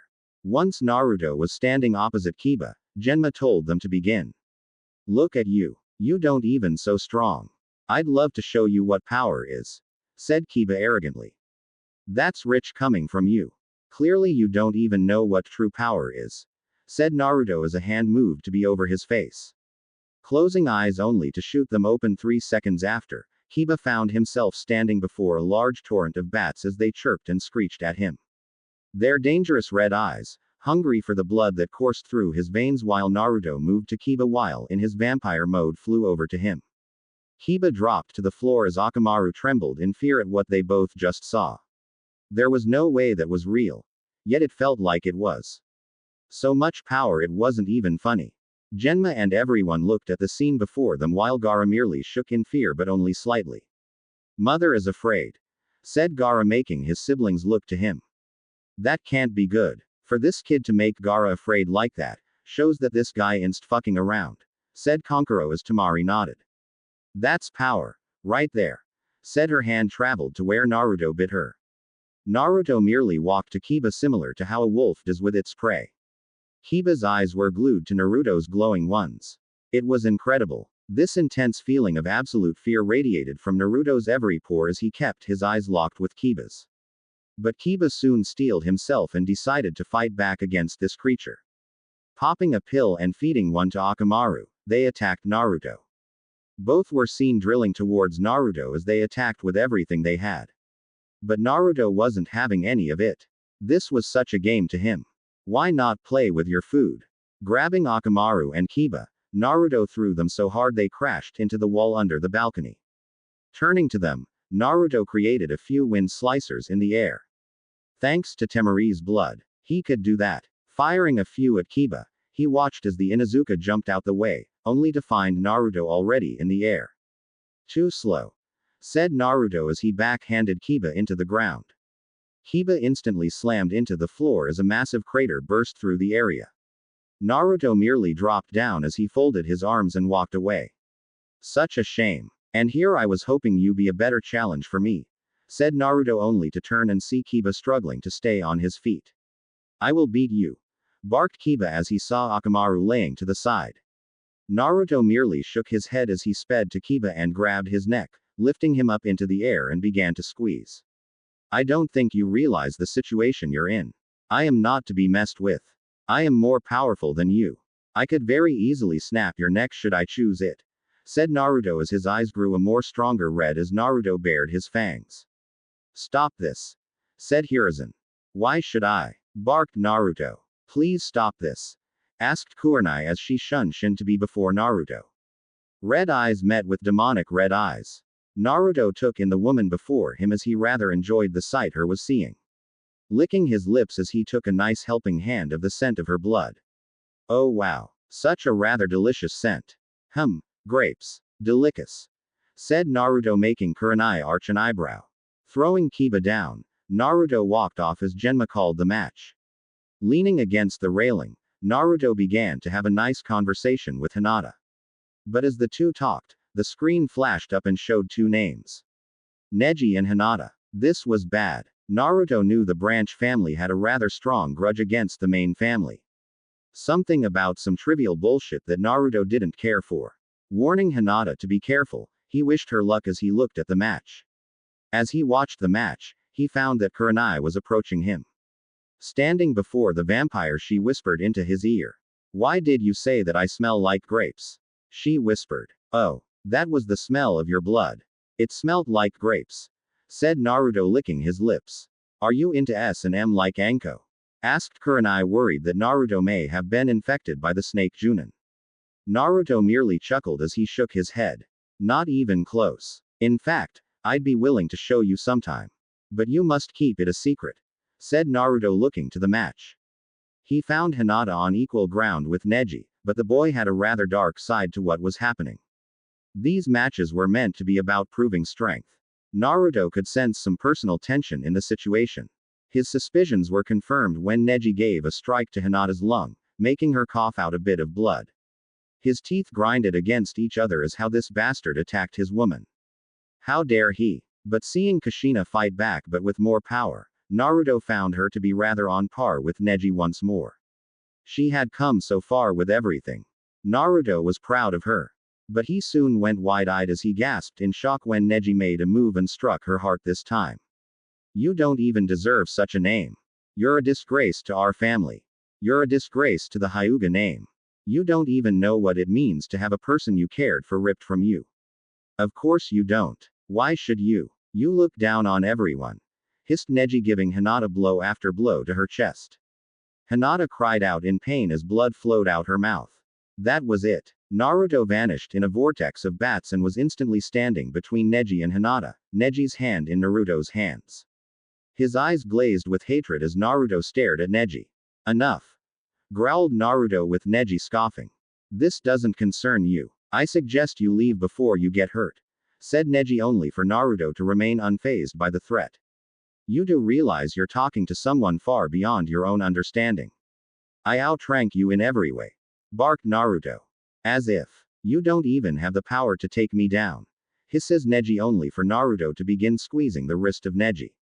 Neji cringed and whimpered as how Naruto was crushing his wrist. Dropping to one knee, Neji begged Naruto to let go. But Naruto kept his grip strong and continued to put pressure on the wrist. It wasn't long until several Junin came and stopped Naruto by holding kunai to his throat. Naruto, stop this, ordered Kakashi.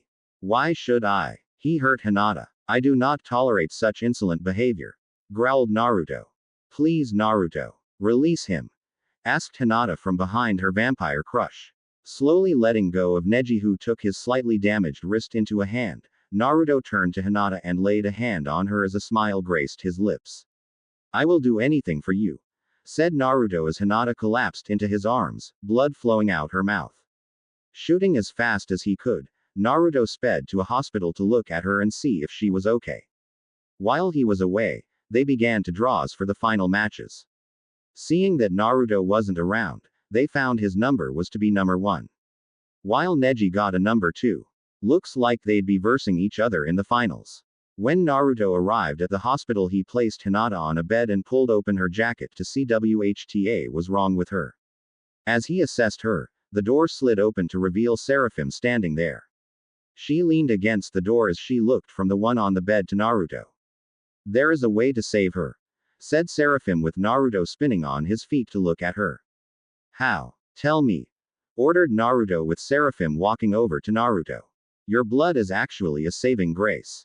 But it is permanent. No switches. But it must be her option, said Seraphim, laying a hand on Hinata with her eyes slowly opening. There is a lot of damage done to you by the one you fought against. You will die seeing he struck your heart.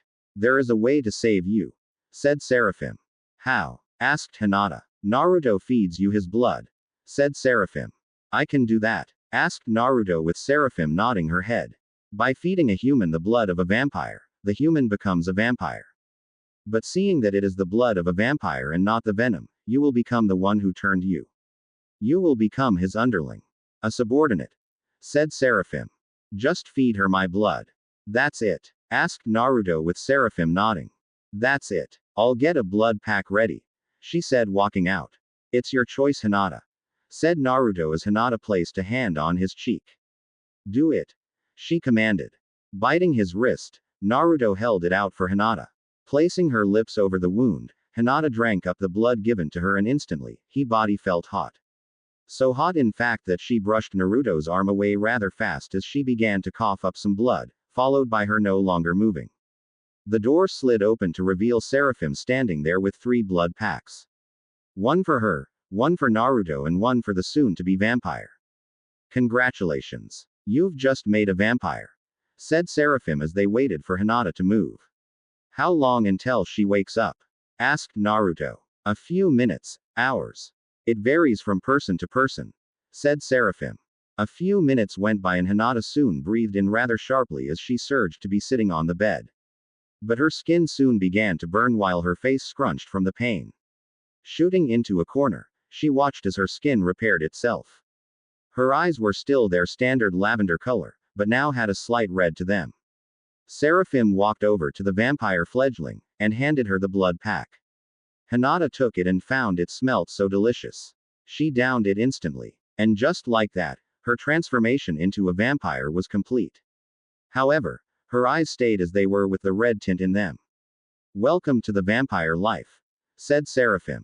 Hinata slowly got up and smiled to Naruto but then realized that she could no longer supply Naruto with blood, seeing that she was now a vampire. Hanging her head, she made her way to Naruto. I'm sorry, I can no longer supply you with blood, said Hinata, reading up that once a human becomes a vampire, feeding is no longer on the table for the one who turned them.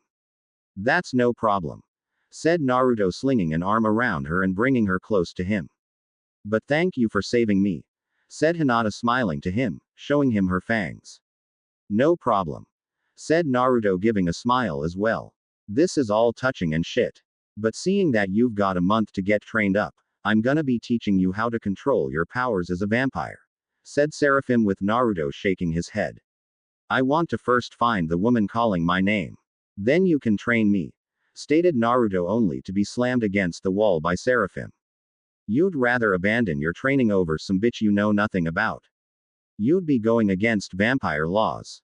The only time you save someone is if you wish to have them as a mate, or an underling, snarled Seraphim with Naruto breaking from the hold. I'd rather do the one thing I know. Save her. I don't give a shit about training. It's been eating me away. I am going to save her, growled Naruto. You're making a grave mistake, hissed Seraphim. Check for the worry in my eye, retorted Naruto before jumping out the window. Making his way into the streets of Konoha, Naruto looked around and found headed to a sewer entrance. The thought of what he would find down there kept playing in his mind. He didn't know what to expect at all. But he kept his mind strong and opened a manhole to the sewers. Jumping down into the sewer, Naruto found he could see rather well in the dark. Must be because of his vampire powers. Using the man's memories as a map, Naruto followed the path that the man took and soon came to a dead end. Reaching out, he found a brick that was slightly pushed out. Pushing it in, he smiled as a clicking sound echoed through the sewers as a secret entrance opened up. Walking in, he found a large underground area that was rather impressive. Walking over to the railing, Naruto peered down and found it went for miles. How deep does this thing go? He wondered. But he soon heard the sounds of people muttering, and then shout out when they spotted him. Vanishing in a vortex of bats, Naruto appeared before them and drained them of blood. Dropping the last man, Naruto found that this underground base was actually called Root. A group of Anbu trained under Danzo to be loyal pets to him and him alone. Not only that, but many sinister experiments were conducted here as well. Trying to fuse cells with others to create the perfect soldier in a sense. The idea sickened him beyond compare actually. But it didn't end there. From what he saw in the one guy's memories, he found that the woman begging for forgiveness from Naruto was being used to supply cells to Danzo in order to create a powerful soldier. Not only that, but Danzo was actually planning to now create the perfect soldier through her. And the way he was planning on doing it was by having every Root Anbu rape her one by one. Should she conceive, the raping will stop. But continue again once she has given birth. Such an idea of a woman being defiled like that absolutely drove him over the edge. So much so, that Naruto didn't realize it until it happened, when he found himself already in his vampire mode. He had to get to her now. Or she will end up an empty husk, raped constantly by many men en route. Shooting off as his wings flapped behind him, making his speed even faster, he made his way down the halls and levels of Root. With Danzo sitting at his desk that was right at the bottom of the base, Danzo signed the papers he had before him. Such an idea of doing that to Kushina never crossed his mind until now. It was perfect. Have her become pregnant with one of the dozens of men en route. Use the child as a weapon for him to use as he saw fit. Repeat until she either dies, or can no longer conceive. He'd be the first to break her in. Seeing that the time was right, he head out the room and to Kushina's cell. But little did he know, was that he had an intruder. And it was in the form of a vicious, angry vampire. Opening the cell door, he made his way inside as he took off his clothing to reveal his body to Kushina, who hung her head as she contemplated on how this happened. All she remembered was giving birth to Naruto. The next she was here. Her cells and DNA ripped tortuously from her body. Looking up, she saw Danzo standing there as he jacked himself off, getting hard from her as a smile plastered his face. Get ready, you demon. Because you're gonna give Root more soldiers right now, said Danzo as Kushina backed away, but couldn't as the shackles refused this. No, don't. Please, I beg you. I'll do anything. She begged as her feet thrash about, desperately trying to move away from Danzo. Oh, you will do it. Anything for me and Root. Should you no longer be able to conceive, you'll just be used as a cum-dump, said Danzo as his member stood proudly before Kushina. Which wasn't that big at all. No, I don't want that. Please, don't do it, begged Kushina as images of herself being filled with many other men's cum sent shivers down her spine from the thought. Get ready. Here I go, said Danzo as he stood over her and unshackled her, but not before putting on chakra suppressants on her along with strength resistors. No, Naruto, she cried as Danzo lifted her up and positioned himself behind her. But as he was about to plunge himself into Kushina's, a Root Anbu came into view and bowed to Danzo. Danzo clicked his tongue at how his fun was ruined before turning to the man. What? Can't you see I'm busy? Barked Danzo. I'm sorry, Lord Danzo, but we have an intruder, said the ABNU. Then get rid of him. I'm about to grow Root, said Danzo. That's the thing, we've sent countless forces at the thing. But it just keeps vanishing into a volley of bats. And before we know it, 3 to 7 Root ABNU are dead before it, said the Root Anbu. Tisk. Then try and slow him down.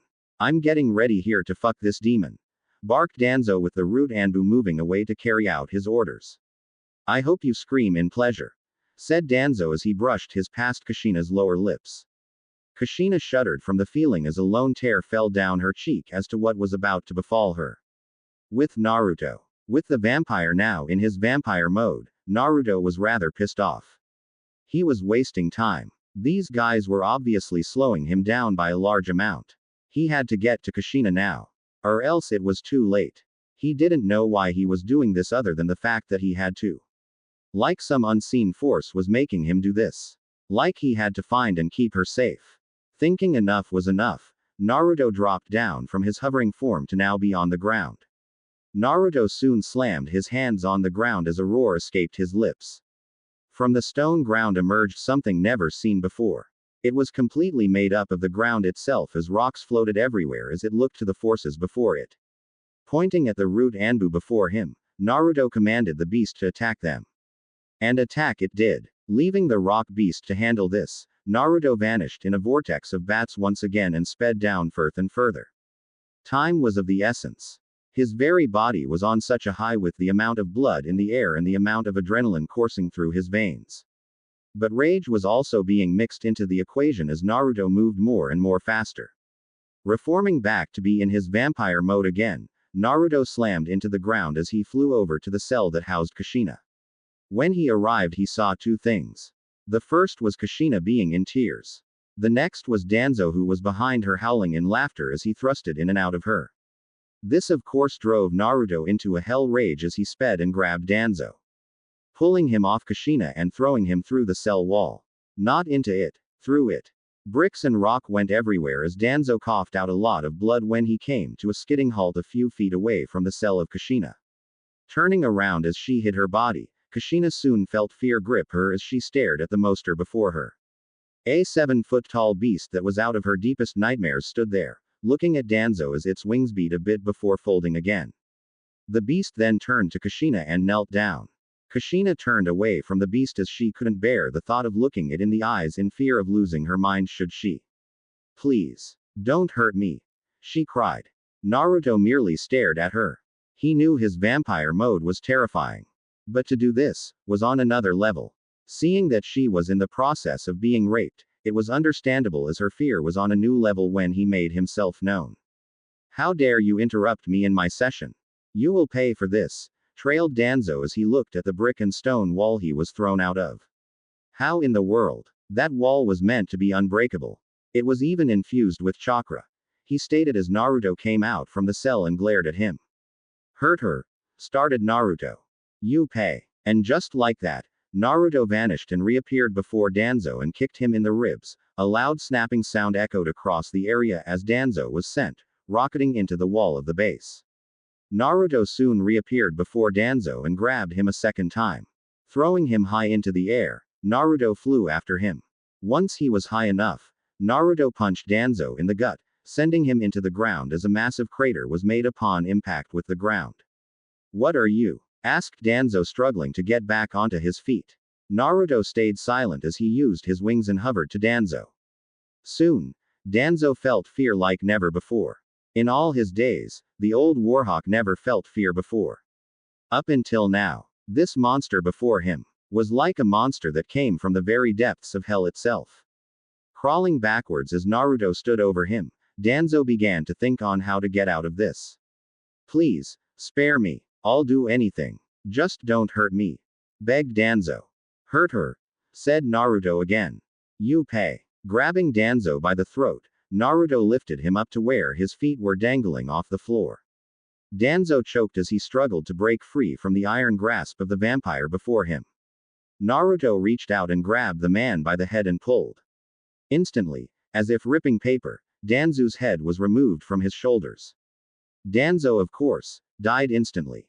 Dropping the body and not even wanting to bother with draining the blood, Naruto howled in victory as he soon transformed back to normal with steam flowing off his body as he took on his human form once more. Shaking his head at how woozy he was after going into vampire mode, Naruto made his way back into the cell where he found Kushina sitting there as she shook in fear. Easy. I'm not going to hurt you, said Naruto, throwing his hands in the air. I don't believe you, said Kushina with a hiss. Relax, I'm here to save you, said Naruto as he knelt before her. Kushina took in the man before and instantly felt like she was seeing a ghost. Minato? She asked with Naruto shaking his head. No, sorry, I'm Naruto, he said with Kushina going wide-eyed. Naruto, you're okay. But how? What was that? She asked only to find herself being scooped up in Naruto's strong arms while she was laying in them bridal style. Rather ask the questions when we're out of this place, said Naruto as he used his strength to rocket them straight into the air with them landing on a platform. My name is Kushina, your mother. My son, she said as a tear rolled down her cheek at how she was reunited with her son. Nice to meet you, said Naruto as he continued to jump up to the top where he came in. Arriving at the house and opening the doors, Naruto walked in and found the usual sight of two people giving blood. But this time instead of Haku and Zabuza, it was Ari and Hana. Welcome home, said Hana before both of them looked to the woman in Naruto's arms. Who's this? Asked Ari. This is Kushina, my mother, it would seem, said Naruto, setting Kushina down on her feet and him taking off his coat and throwing it over her. But how is that possible? Kushina was presumed dead during the attack of Ari, said Hana. Uzumakis can survive a lot. I was in a lot of pain after having Kyuubi removed from me, but I blacked out soon after that. The next thing I knew, I was in a cell en route, and about to be raped by Danzo and his Anbu to produce more root Anbu. If my son hadn't intervened, I'd have had my mind broke from being raped by so many men, said Kushina. I was wondering where you had gone off to. I remember seeing a man grab you while I was being sealed into my mate, said Ari with Kushina arching an eyebrow before gasping in shock. She trailed with Ari nodding her head. Yes, my old jailer. I'm Kyuubi. My real name is Ari. And I'm Naruto's mate, said Ari with Kushina looking to her son. You're mated to Kyuubi, she said with Naruto shrugging his shoulders. She gave me a deal. Her blood, for me being her mate. I was hungry at the time, said Naruto with Kushina arching an eyebrow. That's another thing I want to know. What was that form you took when you rescued me? And what do you mean by blood? Asked Kushina as Seraphim appeared in a flurry of leaves. Simple really. Your son here is a vampire. Or better yet, the highest ranking of vampire you get. A Nightlord. Said Seraphim as Naruto scolded the one who turned him as Hinata came down the stairs and saw the scene before her. Why are you here? I thought you said you won't train me. Barked Naruto with Seraphim smiling as she placed a hand on her hip. Oh that. I was simply testing you. See, vampires share one rule among us. Regardless of what rank you are. Never abandon family. Should you have chosen to be trained without going to save this woman, I've told you to die in a hole. But you passed it because you followed the rules set by vampires. Well done. Congratulated Seraphim. I see. So you were just testing me. Said Naruto with Seraphim nodding her head. Yes, now, before I begin training you. You and your underling must be orientated on the history of the vampires. Said Seraphim with Kushina stepping into the conversation. Underling. So far I've learned my son is a vampire. And that he is a Nightlord at that. But what's an underling? And who? Asked Kushina trying to be brought up to speed. Right. An underling, in vampire terms, is a human that has been turned into a vampire by a Nightlord vampire or another vampire. The vampire that turned the human becomes her master. And the vampire becomes the new vampire's master. In this case, this pale-eyed girl is Naruto's underling due to Naruto turning her. Said Seraphim pointing to Hinata.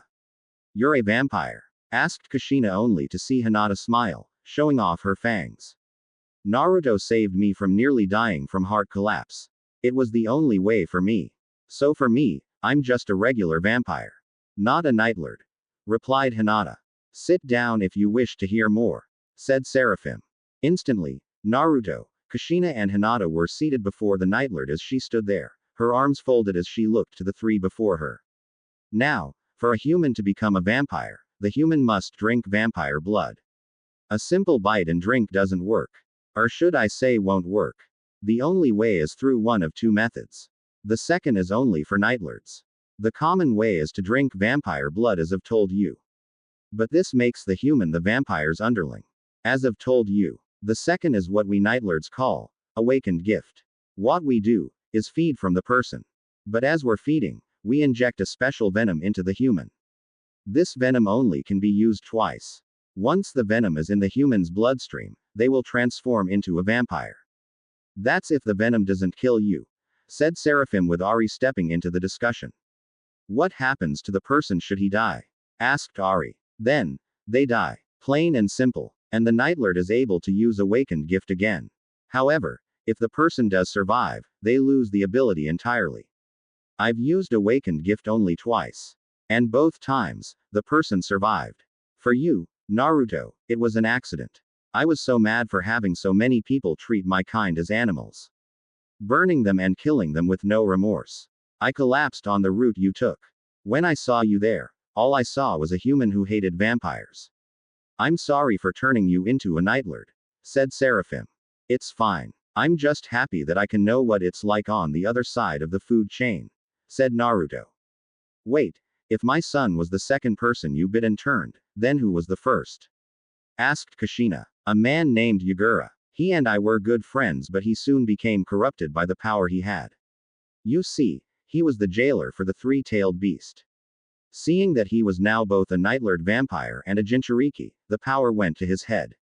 And so began the genocide in Kiri. Seeing that bloodline users walked about in Kiri, drove him into a psychotic rage. He felt that only one powerful force should exist and it was him that should be that powerful force. I tried to stop him, but I couldn't. I couldn't put down a friend of mine. I treated him like a brother. So I ran. Said Seraphim. Well, that explains how to have become a vampire or Nightlord, but what about the hierarchy? Asked Naruto. There really isn't one. First you get the Nightlord vampires. You and me. We're at the top of the ranks. Similar to your daimyos. Then you get the vampires that were turned through drinking the blood of a Nightlord. They hold power the equivalent of a cage. They are quite high up there. Trailed Seraphim as she noticed Hinata sitting there with stars in her eyes. Just thinking about her being so high up in the Peking order made her extremely flustered. She couldn't believe that by drinking Naruto's blood would give her this much of a ranking. Anyway, We call those type of vampires, blood-cursed vampires. From there, you get your normal vampires, called cursed vampires. Cursed vampires are humans that have been turned by a blood-cursed vampire. These can be described as your regular shinobi, from genin to anbu. Then you get your lesser vampires. Lesser vampires are humans that have been turned by a cursed vampire.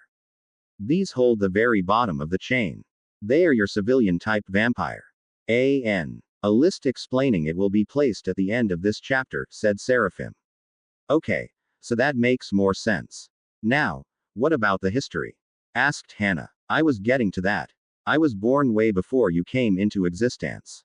Lost count a few centuries back, but I've seen my fair share of everything.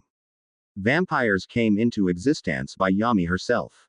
She wanted to have a place where creatures of the night could also have a home and not be in hell.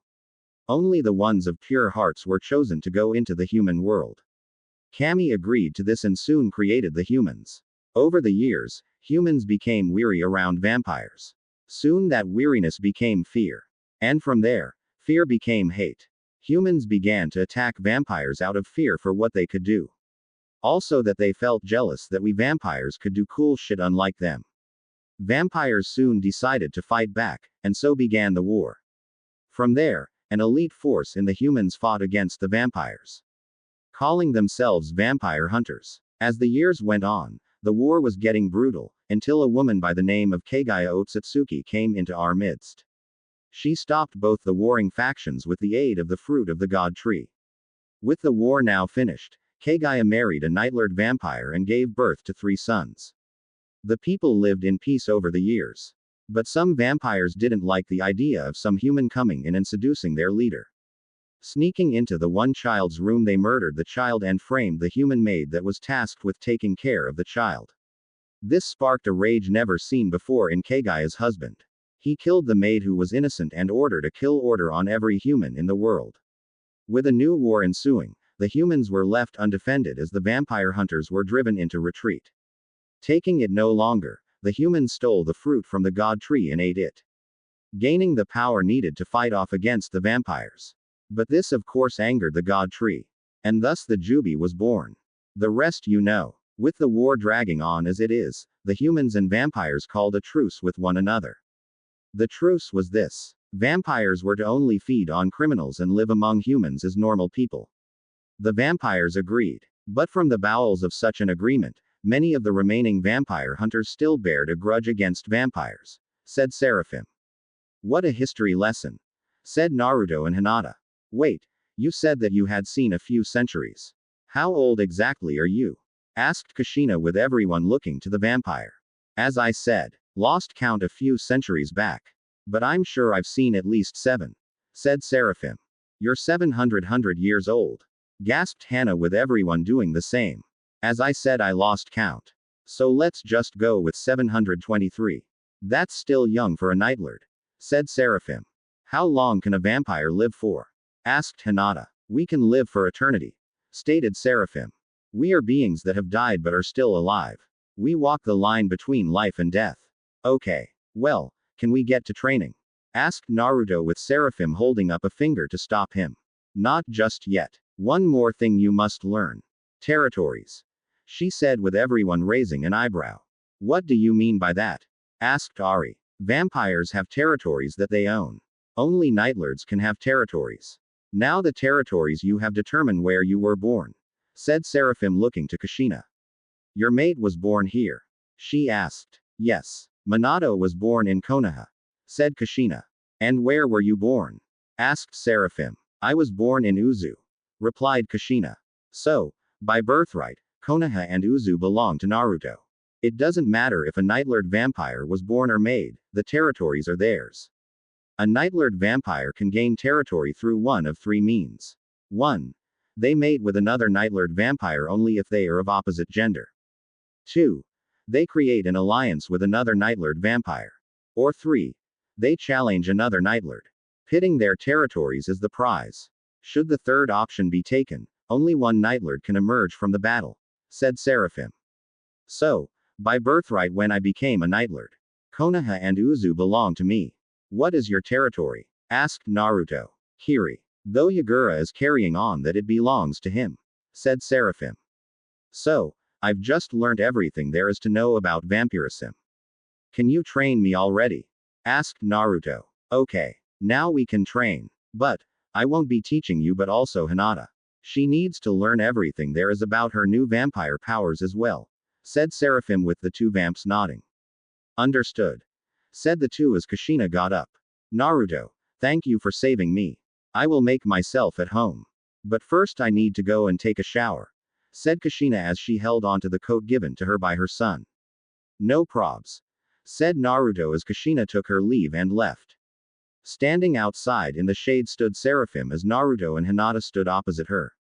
They had just learnt what it means to hold the power of vampire. Now it was time for them to master said power. Now, vampires don't have chakra within them. It's given. Seeing that we aren't classified as being alive, we can't use it. However, a half vampire can. But that is for another time. In order to compensate with such a lose, we made an alternative to not using chakra. Blood magic, said Seraphim. I noticed this as well. I found that I can't use chakra but I'm able to use my blood as a weapon, said Naruto remembering the mission for Wave.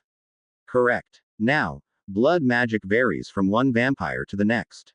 Nightlord vampires have more power than the others. It's just the way things work. Bite any part of your body and we can get started, said Seraphim. Doing as she instructed, Naruto bit his wrist while Hinata went for her thumb. Once Seraphim saw the blood flow out the parts where they bit, she too bit herself being her palm and gave them a demonstration. For a Nightlord, we have ridiculous powers. For defense we can create a blood ward. A shield made of our blood to defend and deflect any attacks. Thanks to the iron in the blood, the shield may look weak, but it is tougher than titanium. Bloodcursed vampires can also do this ability, said Seraphim as she commanded her blood to create a shield in her palm. Nodding their heads, Naruto and Hinata began to focus on their blood and imagined a shield in their hand. The blood merely flowed out the wound and dripped onto the floor. Nothing was happening. But soon, they saw the blood move a bit. Staying with the feeling, they carried on their focus.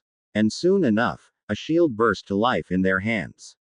Seraphim decided to test the strength of their shields and created a blood spear in her hands. She threw both at the two and found them deflect off the shield. Though it was a flimsy shield, it was still strong. Smiling as the two cancelled the power, she moved on to the next power. Now that you know of defense, let's focus on offense. Despite a Nightlord having more offensive powers, one power is similar to Bloodcursed, Cursed and Nightlord. And that is called Blood Bolt, said Seraphim as she made her blood shift into a sharp projectile. This type of offensive blood magic allows you to fire your blood at an enemy. It has a secondary ability that is quite handy when dealing with enemies. Should an enemy be bleeding, you can fire a blood bolt at them and the blood would enter the person, thus turning them into your puppet. Don't worry, the person won't become a vampire. You have control of that when using Blood Bolt. Try it now, said Seraphim. Once again the two focused their minds on their blood to bring up Blood Bolt. Seeing nothing happening, Seraphim got their attention. Try picturing a spike. That will help you, she said with Naruto and Hinata nodding their heads. The trick worked and soon both were holding a spike made of their blood in their hands. Seraphim nodded her head and pointed at a tree. Now shoot it at the tree, said Seraphim. Taking aim, they both fired the bolt at the tree and watched as the spikes were embedded into the tree, but then broke apart with the blood flowing off the tree, leaving a hole in the tree. Excellent. Now that you know the basics in terms of using blood magic, we can move on to a few other abilities you have. One, for instance, is your strength and speed. As all vampires go, we have the power to move at high speeds not even considered human. Our strength is also enhanced due to the strength inhibitors being removed. Like such, said Seraphim grabbing the destroyed tree and literally uprooting the entire tree and holding it above her head. Cool, said Naruto with Hinata agreeing with him. This is the power of the vampire. But we also gain a few boosts of power. This only happens after we've fed off someone, said Seraphim. I noticed that. After I've fed from someone, I gain their trait for a short time, said Naruto with Seraphim snapping her fingers. Correct. As a vampire, you can gain the power of the person for a few minutes. Tell me, Naruto, what have you temporarily gained? Asked Seraphim. Well, when I've fed off Ari, my speed is more faster. I could also break the sound barrier. If I've fed off Hana, I temporarily gain the power to have enhanced smell, said Naruto. Exactly, vampires can do this to gain an edge in a fight. It's quite powerful, though it is not absolute. The only time we gain Somethgan permanently is by having it born in us, said Seraphim with the two nodding in understandment. Now, as a vampire, we have also gained the power to travel and transform. Unfortunately, Nightlords only get the transformation ability. For my travel ability, I vanish in a flurry of leaves and come into view wherever I wish, said Seraphim. Mine is to disperse into a vortex of bats, stated Naruto. You sure have gained quite the understanding of your powers. But you, Hinata, you don't know your travel ability, said Seraphim with Hinata nodding her head. I don't know mine, said Hinata. Well, give it a shot. Try picturing where you want to go and push your blood magic outwards. That's the easy way, said Seraphim. Hinata did just that as she began to concentrate on where she wanted to go. Being on the opposite side of the garden. After a few seconds, her body soon broke up in a torrent of vines with thorns on them and then sunk into the ground. Only to break through the surface at the end of the garden where they reformed Hinata. Once Hinata had been reformed, Seraphim and Naruto clapped their hands at how she did that. Well done. That is your travel ability. The travel ability to dependent on what the person grew up with. I grew up in a wide open forest-like area with my family, so that is why I travel through the form of leaves. For Hinata, you most likely grew up being outcasted by your family and so you slightly turned sour from that. That is why you have vines with thorns on them. As for you, Naruto, you grew up in depression and darkness. So you're one as bats. Each vampire is also connected to the type of travel they have. What I mean is that I can cause any leaves around me to become as sharp as knives. For Hinata, you can use vines in the ground to attack. But for Naruto, you can use the very bats. Quite powerful you two are, said Seraphim before closing. One last thing. When using your blood magic or any other ability, you begin to hunger. Ensure you have blood on your person before engaging in a fight. That way you won't end up becoming blood-starved and die from the sun. Got it, said Naruto. Understood, said Hinata. Adjourning the training for today, the two went in and decided to rest up for a bit. But as they rested up, Kushina sat in the one room, gazing up at the ceiling as she thought about what happened. Oh Minato, if you could see this, you'd be amazed at our son. He's gained stronger and even more courageous. He even saved me from nearly being raped by Danzo. Oh how our son has grown. He's even quite good looking. Quite ravishing, said Kushina to herself before shaking her head of such thoughts. What am I thinking? He's my son, she said only to hear her inner self talk to her. So what? Incest is a common practice. He'd understand, said Kushina's inner self. I can't do that. Not to my own son, said Kushina. You always try and keep yourself pure. We haven't seen our son for nearly 14 years. And here you are thinking it's not a good idea to claim him for yourself, said inner Kushina. I won't do that to my son. Never, said Kushina. But you are thinking on the possible positions on how he could take you, said inner Kushina. No I'm not, said Kushina blushing a bit. Admit it. You're in love with your own son, said inner Kushina. Kushina didn't even respond to what inner self said and turned on the bed. She couldn't break the line set out between parent and child. She couldn't defile her son like that. Besides, he already has a mate. A lover. Ari. Who was she to come in and demand that Naruto was to fuck her like a bitch in heat? It just felt wrong. Naruto's training had proved to be rather incredible. Seraphim had even noted that his growth in understanding and controlling his powers is rather impressive. She wasn't worried about Hinata's training as Hinata had already mastered everything she ever needed in growing her powers. But for Naruto, he needed more attention as a Nightlord's powers were always harder to control and it was rather easy for a Nightlord to lose control and enter a blood-hazed rage.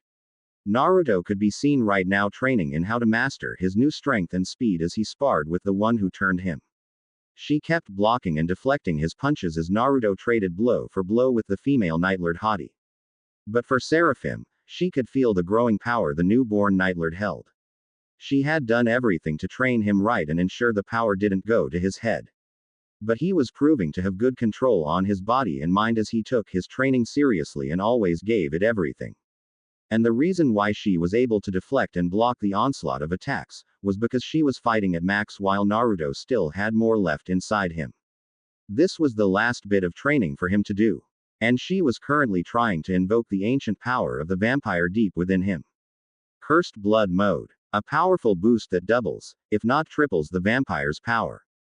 He would occasionally show signs of him tapping into it, but it was still not there.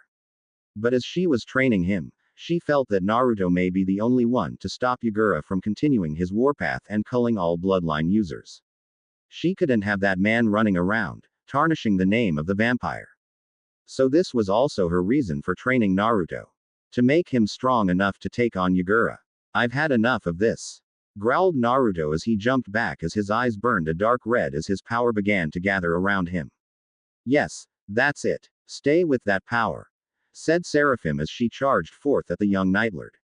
Naruto too charged forth and the two clashed in the middle of the training ground. A torrent of dust being kicked up in the process as the people living in the home stared on in shock as the two vampires attacked one another. But when the dust cleared, Naruto stood there, holding Seraphim in a chokehold while his body was covered in red tribal tattoos while a red aura burned around his body. His eyes blazed as he glared at Seraphim, his hand ready to move and snap her neck at any time. Well done, Naruto, said Seraphim as Naruto let her go. Well done. You began 2 weeks since you began your training. And yet you hold this type of power already. Thank you, said Naruto as his new form vanished and his eyes returned to normal. What's next? There is nothing more to teach you, said Seraphim. Now I can state as to why I was training you. Why were you training me? I thought it was for me to come to grips with my vampiric nature and powers, said Naruto with Seraphim holding a hand to stop him. Naruto. That was only part of the reason. The real reason was because I want you to take down Yugura. And free Kiri, said Seraphim. Wait, so you've been training and grooming me to take down Yugura? A vampire Nightlord that you turned? Inquired Naruto with Seraphim nodding her head. Yes. When vampires battle for territory, it doesn't always end with a Nightlord having to die. One could also tell the defeated challenger to leave their new territory. I lost the right to challenge. But you can take him on, replied Seraphim. So, if I win the fight, what happens? Asked Naruto. Kiri will belong to you. It will fall under your territory, said Seraphim with Naruto going wide-eyed with shock. Think about it. You already have Konoha and Uzu as your territories. Why not add another to the mix? A vampire's power is also determined as to how many countries they have, said Seraphim. I see, said Naruto thinking for a bit. On one hand, gaining Kiri would be very beneficial for him as he'd have another country under his command. He also did want to bring back the Uzumaki clan. And to do that, you may need a lot more land. But on the other, Yugura was a much older vampire than he was. His power would easily dwarf his own. As well, he was most likely trained by Seraphim herself. Coming to his conclusion, Naruto looked at the Nightlord and nodded to her. I accept, said Naruto with Seraphim smiling. Excellent. We are to leave as soon as possible, said Seraphim with Naruto nodding as he left the training ground. As he packed away his stuff, the door to his room opened up to reveal Kushina standing there as she blushed while she looked at her son. She didn't want him to leave. But also, she didn't want to be alone without him. Getting his attention through a simple cough, she watched Naruto turn around and look to her. Naruto, is it all right if I come with you? She asked. I'm not too sure if that would be wise. I am going into a fight with a Nightlord. The same class of vampire that I am, said Naruto with Seraphim coming into view. I think this would be best. Judging that she is your mother and how some of her power is most likely in you from her. It would be beneficial for you to bring her. She could be of help, said Seraphim. In what way? Asked Naruto and Kushina. Vampires who have inborn abilities from their parents need to feed from their parents in order to gain control over it. The first drink of blood unlocks it. The next few drinks help control it, letting you master its power, said Seraphim. Then in that case, I don't see why you can't come, said Naruto with Kushina thanking him as she went to also pack her stuff. Once the stuff they needed was packed away, the three of them could be seen at the gate of the house as they smiled to the others. Ari was slightly annoyed that she couldn't go. But if it was a fight against two powerful forces, she couldn't get involved. Naruto's power easily dwarfed her own now. She'd just end up getting in the way. So she promised to keep the house in order along with everyone else. Once the goodbyes were said, Naruto along with Kushina and Seraphim left Konoha and headed to Kiri where Yugura awaited them. Along with the rebels that were fighting against Yugura. As they walked along the road, Naruto looked to Seraphim and asked her a question. So, why did you turn Yugura? Asked Naruto. I met him quite a while ago. He had been involved in a series beatdown. When he met me, he instantly knew how powerful I was. At the time, I never knew he was. But my compassion proved otherwise and I turned him into a nightlord vampire. As I helped him learn his newfound powers, we became friends. But when he turned 19 and became the Mizukage, he betrayed the friendship we had. He knew Kiri belonged to me by birthright. But because of my foolishness on turning him into a nightlord, I couldn't refuse his challenge. I had the upper hand in our fight, but in a momentary hesitation, he struck me. I was injured rather badly and he took Kiri right out from under me. He mocked me for cuddling up with humans and that vampires should always be on top. So I ran away in a desperate attempt. I found myself in Konoha. The rest you know, said Seraphim. Makes sense, said Naruto. Looking to the sun and the time, Kushina requested that now would be a good time to set up camp. The two agreed that letting Kushina rest would be better. Vampire could still carry on going, but seeing that they had a human traveling with them, they had to respect her wishes. Naruto made the fire while Seraphim and Kushina pitched the tents. As the two pitched the tents, Seraphim picked up something from the red-haired. The way she'd look at Naruto. How she'd always blush while he made the fire and everything else. Piecing it together, Seraphim pulled the Uzumaki aside. I see you're finding your son attractive, said Seraphim, shocking Kushina. What? Don't be absurd, said Kushina, shaking her hands in the air. You can't deny it. You're hot for your own son, said Seraphim, the smile on her face getting bigger. Even if I love him, I can't do that to him. Besides, he has others who want him, said Kushina with Seraphim shaking her head. Girl, you have no idea, said Seraphim, slinging an arm around Kushina's neck. In vampire society, nightlords also mate with same blood. Sure, incest is wrong, but that is also how bloodlines stay pure. Regardless if you're human or vampire. I get that. But, what if he rejects me? Said Kushina, looking down. Oh, don't worry about that. I'm sure he feels the same way about you, said Seraphim. How can you be so sure? Asked Kushina. Only one way to find out, said Seraphim, pushing Kushina to Naruto. Mother, what's wrong? Asked Naruto, turning to Kushina. Said Kushina, playing with her hands. You're sure have gone red all of a sudden. Are you coming down with a cold? Asked Naruto, placing a hand on her head. Kushina's heart raced as she felt the ice, but it was still warm to a degree. Kushina watched on as her son went to check her to see if she was okay. Snapping out of it, Kushina brushed the hand away as she moved her shirt to the side to show her collarbone to him. You must be hungry, she said. Why, thank you. I forgot to take some blood packs. Thanks, mother, you're a lifesaver, said Naruto as he grabbed hold of Kushina by the waist, making her give a small squeak in delight. Naruto soon bit down on Kushina's neck and savored the taste of her blood. It was probably the best blood he had ever tasted in his life. It tasted like red velvet cake. Not too overpowering and not too subtle. Just the perfect balance. Kushina soon wrapped her arms around Naruto, drawing him close as she felt him drink her blood. It was slightly painful when the fangs entered her neck. But it was more manageable. It became more easier the more he drank. Removing his fangs from her neck, Naruto gave the wound a few licks, lapping up the bits of blood that flowed out the two holes made. Once the blood stopped, Naruto gave the wound a kiss and let his mother go. Thanking her for the meal, Naruto resumed on taking care of the fire while Kushina retired into her tent as she couldn't stand to be in front of Naruto as a massive blush crept onto her face. Seraphim merely stood there as she shook her head in disapproval. You had your shot and you blew it. You're letting morals get in the way of what you want, she said before shrugging her shoulders. At least you gave Naruto your blood. Just a few more helping hands from the blood and then you're on your way to having him gain your power.